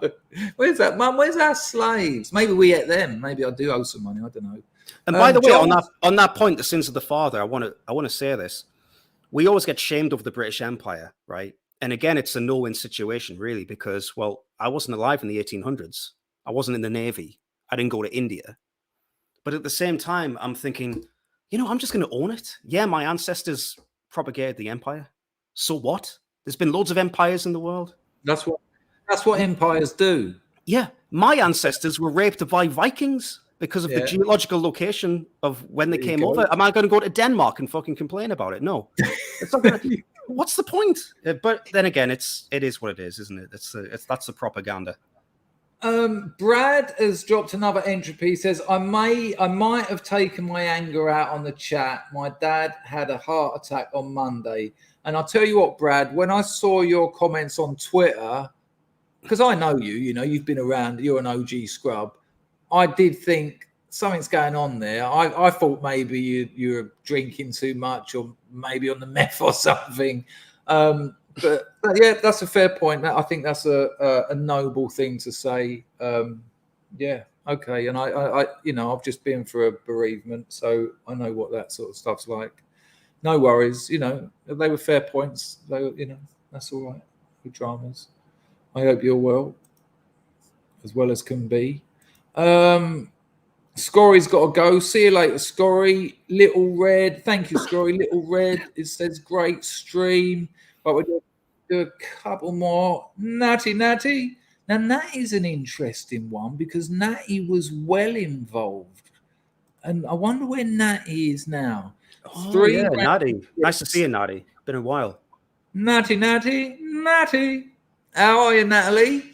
3 random Brits stabbed to death by the government's biological weapon they yield against us. How is it not terrorism? Yeah, it's... I mean, I haven't read a lot about it, but I only found out a couple of hours ago. But Natty, where are you? Where are you now? Are you active? Are you an active nationalist? I mean, you're kind of anonymous. I mean, we've all seen your dubious nose, but where are you now? Are you active as a nationalist? That would be interesting. He was a great groiper for talk radio. Yeah, he was one of the best. There you go. Look, Rise of the Right just said the same thing. Albion Forever says Natalie's a legend. I think that is all. There you go. Mrs. Me in it. Brad, our love is with you. Of course it is. You got my email, Brad, if you want to talk. I mean, you know, I can actually just listen. Hello, Hoax. I haven't spoken to you in a while. Natty, thanks for that donation as well. I'm just looking for Natty's answer. No, just the book club. I'm building a house and have kids on the way. Wow. Kind of my point. That's kind of my point. You know, you're doing things you want to do, that you're reading, you know, you enjoy that or you wouldn't be part of it. There is a community element to that as well. And you're creating wealth. I don't think houses are the best way to make money, but you can. And you've got kids on the way. Amazing. Well, maybe he's not looking to make money off his house. Maybe he just wants to live there. That's it. Yeah, but you do need money, Dan. But he can get money from other places. He doesn't have to look at property as a full-on money-making scheme. Fuck you, Iconoclast. All right? Hey, Rags has nailed it. Reading and breeding. There you go. Nah, yeah, N in the chat for Natty. Yeah, absolutely. Right. Roger and the roasted rodent says only a minority can read nowadays. It's madness, isn't it? Do you know, Roger, that Western European IQ peaked at about 1890? So we're talking Arthur Conan Doyle, and it's been going down ever since. I mean, with the internet, the so-called information age, and at the information age, since about 2000, that IQ going down has been going down exponentially. So we get the internet, we get the biggest, easy accessible library in the world, and people have been getting thicker quicker. I mean, that is power. That is power when they give you a hammer and you try and turn a screw with it. It's like, it's just amazing. I've got something to say about that, by the way. I obviously been in this scene for a long time, relatively long time at least. You meet people, you meet up with people, you do things. And I'm not going to give his name away because I don't know if he wants this known about him, but I met up with a guy who used to be a primary school teacher, and he was in the nationalist scene. And the things he told me about little kids these days, I'm talking like 5 to 8 year olds, right, in British schools. This actually blackpilled me back in the day. And I was like, holy shit, I was not prepared for this information. Basically, if you don't think that 5-year-olds are watching pornography, hardcore pornography on iPads and phones, then you would be massively mistaken. Yeah. If you don't think that the autism rates are off the charts, you'd be massively mistaken. If you don't think that they have impulsive, violent behaviors towards both other children and teachers, you'd be massively mistaken. Some of the stories this guy told me were horrible. And I'm like, I would never have even known that, ever. So there is, you know, we always talk about politics and demographics and all of that, but there is something else happening. There's a darkness happening, isn't there? There's something creeping in, and you can see it in the kids, and it's very, very weird. This gets complicated because I don't believe in mental illness. So when you start talking about rising in autism, I see it as rising in behavioural, a rise in antisocial behavioural, rise in antisocial behaviour. Whatever you define it as, yeah. But you know, I wrote a short story on my Substack, link in the description. 24 short stories on my Substack. Link in the description. They're very good. Will Self described me as a gnostic demiurge. Oh yeah. I wrote the story about the carrier bag of porn in the woods. Did you find one, Dan? A carrier bag of porn when you were a kid? No, I can't say I ever did. No. Right. One in the chat. If yes, Arius, I'm a writer. I'm a writer. One in the chat if you found a carrier bag of porn in the woods when you were a kid. I have every faith there'll be a load of ones because we've already been through it because I wrote the story about it. Now, I found them. There you go. They're all there. I found my carrier bags, the first lot, when I was about 7. And me and my 3 mates sat there all day long looking at porn. Look, it's just a sea of ones. This never happened to me. I'm so surprised. It's like a common experience.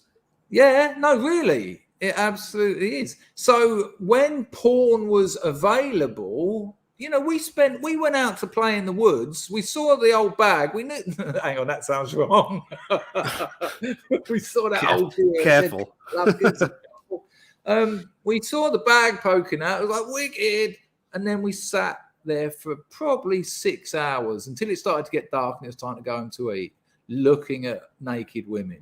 And so if you've got a smartphone or an iPad like most people who go to school have to have, of course. And that, I mean, porn nearly stole my sex life from me. It took me a good 10 years to get a sex life back. So that was in the age, I grew up in an age before the internet. So with what they've got now, God knows what the sexuality of people in their 20s is like now. I dread to think what or more likely doesn't go on in bedrooms. Well, these kids that are consuming these videos and images, what are they, like you said, what are they going to be like when they're 18, 19, 20, 21? I mean, when I go to, I'm going to admit it, guys, I'm a northerner. I do love a good Weatherspoons. Whenever I'm in Weatherspoons and you see parents out there with their kids, they're not interacting with the kids. They're just giving them an iPad and some headphones. And that's it. It's like hands-off parenting. Just let this fucking Netflix show or some streamer raise your kids for you. You don't know what they're consuming. I was speaking to No Chance about this about a year ago, and he's got 4 kids, and he's younger than me. And he runs a tight ship, and he looks at everything that they're looking at. And a lot of people just aren't doing that with their own kids. And I always have to say this as someone who hasn't got kids yet. Louis C.K. does a good bit about it. He says, you know, when people haven't got children and you see a family out for the day and the kids are just on their phones and the mum and dad's on their phones and you're like, look at those, awful. When I have children, I'll be teaching them about the world. I'll be talking to them about history. You think, yeah, for about 2 days you will. Right. It'll just be, look at your phone, fuck off. Now, I obviously understand that that's a joke. But, I imagine that's a lot of work for No Chance. I mean, he's a sound bloke. That goes without saying. But that's going to be a lot of work because not only have you got to install the necessary software on the phones, but you've got to be aware that there's kids in their classes who are telling them how to uninstall that. Like, you know, the kids know how to hack their own fucking iPads at 7, 8 years old because they've grown up with them. Yeah. You know, that could become a full-time job. I think the trick is to limit it until you're there with them. You know, that iPad doesn't go in your bedroom with you, not a fucking chance. You know, that's like giving someone a box of giving your 4-year-old a box of dildos, some lube, and a fucking whip. Yeah, good night. That's going to get clipped. Bloody hell. Right, people, it is absolutely time to wrap this up because I want to finish this short story because I'm a writer. I've got a novel coming out in November. So if you want to check out some of my stuff, go to my Substack. It's totally free. You don't have to pay. Girlfriend's on the phone. She knows I'm streaming. Go and read some of the stories. My Substack's done amazing. Some of my stories now, one of my stories has had 19,000 views. It's madness. So, yeah, go over there. You don't have to sign up or anything. You can just read them. But it would be nice if you subscribe. If you subscribe for free, every one I write will just be sent to your email. You don't get loads of spam off them trying to sell you shit. You just get any new story I write. And because I'm finishing my novel, it'll be about 1 every 2 months. So it really helps support the channel because my writing is my main thing in life. And if my writing's doing well, I'm an happy chappy and I do more streams. That's how that goes. Daniel. Yes. I think it's been a roaring success. It has. Good 3 hours. Enjoyed it. We've had incredible numbers. We've had the double bluff from Hugh. I think we've put some good questions out there. We've played some devil's advocate there. I want to thank everyone who's watching this on the replay, but I especially want to thank everyone who donated. Without the grease, the cogs don't move. I want to thank the mods, as always, and most of all, well, actually, not this one, penultimate most of all you lot who continue to come to my streams. If you don't know, I stream live regularly and we have conversations about culture, art, literature, politics, what's going on, all sorts of things. So maybe poke your head in occasionally. If you like it, you can stay and watch. And if you don't, you can leave. But most of all, I want to thank my good friend, Dan. Bless you.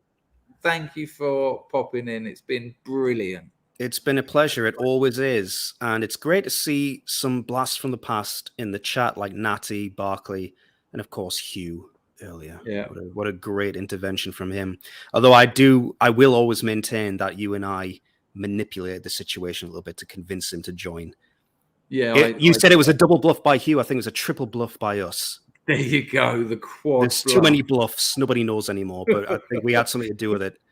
Yeah, thank you, chat. Thank you, everyone. And yeah, have a good one. Have a good summer. It's like 30 degrees outside today, so I'm going to go for a walk.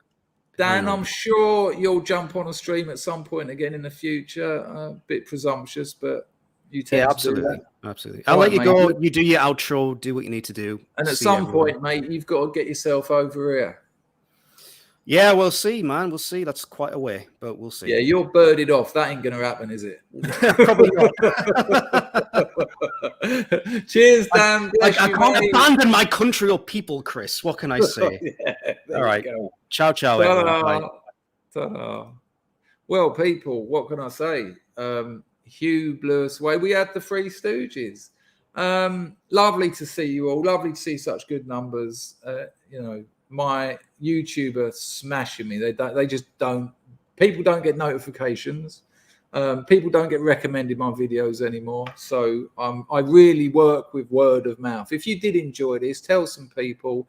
And if you have backed away from my channel, maybe pop your head in occasionally, because I do talk about financial independence, not just talk about it, but advice, tips. I did have a professional financial advisor come on and talk about it all. So that sort of stuff happens. It's and we've got a great core community. When people are in trouble or they've got problems, we do get together and work out if we can help them, even if it's just someone for them to talk to. We've also been having some in real life meetups and all that sort of lark. So yeah, it's great. Bless you all. Here's a bit of music you might recognize. Take care. Let me know you can hear it, or it'll be ridiculous.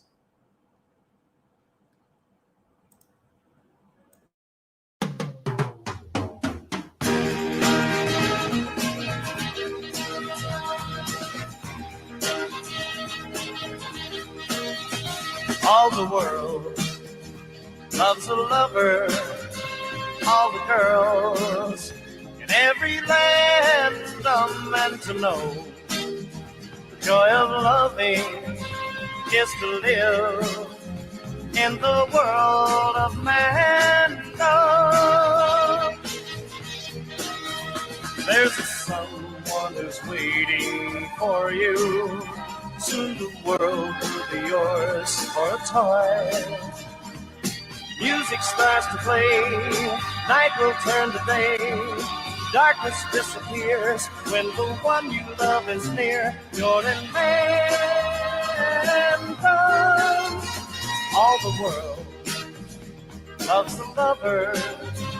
All the girls in every land are meant to know. Joy of loving is to live in the world of man. There's a place that is waiting for you, a world where the best in life is free, where time is always spring, happiness is king. The dreams you dream come true when the one you love loves you. You're in man. Nice one, right, guys. I really enjoyed those quizzes, Chris, and great characters, the start and Stevie. Nice one, right, guys. Good to see you. Take care. That key change is coming out now. 2, 3, 4, 5.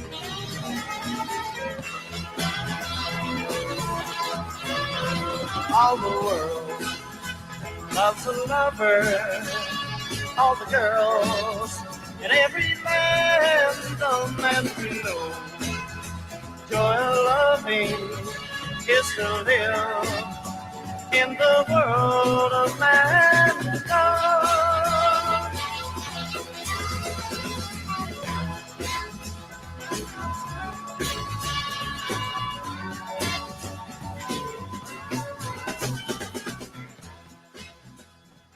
Oh, there you go. I'll tell you what, that does bring back some memories, doesn't it? The old man, Dom. Thank you, everyone. Don't forget, if you like reading, if you don't like reading, actually, because I don't write for readers, I write because I love telling stories. Substack, link in the description. I would advise, there's two I'd advise you to read to start with. Lizard Jane and Whatever Happened to Hunting. If you like those two, you'll probably like the rest. Go and give it a go. I'd really appreciate it. When I write, it's because I want to make something beautiful that people will enjoy. And I've got some very difficult material to do that with. Hoi!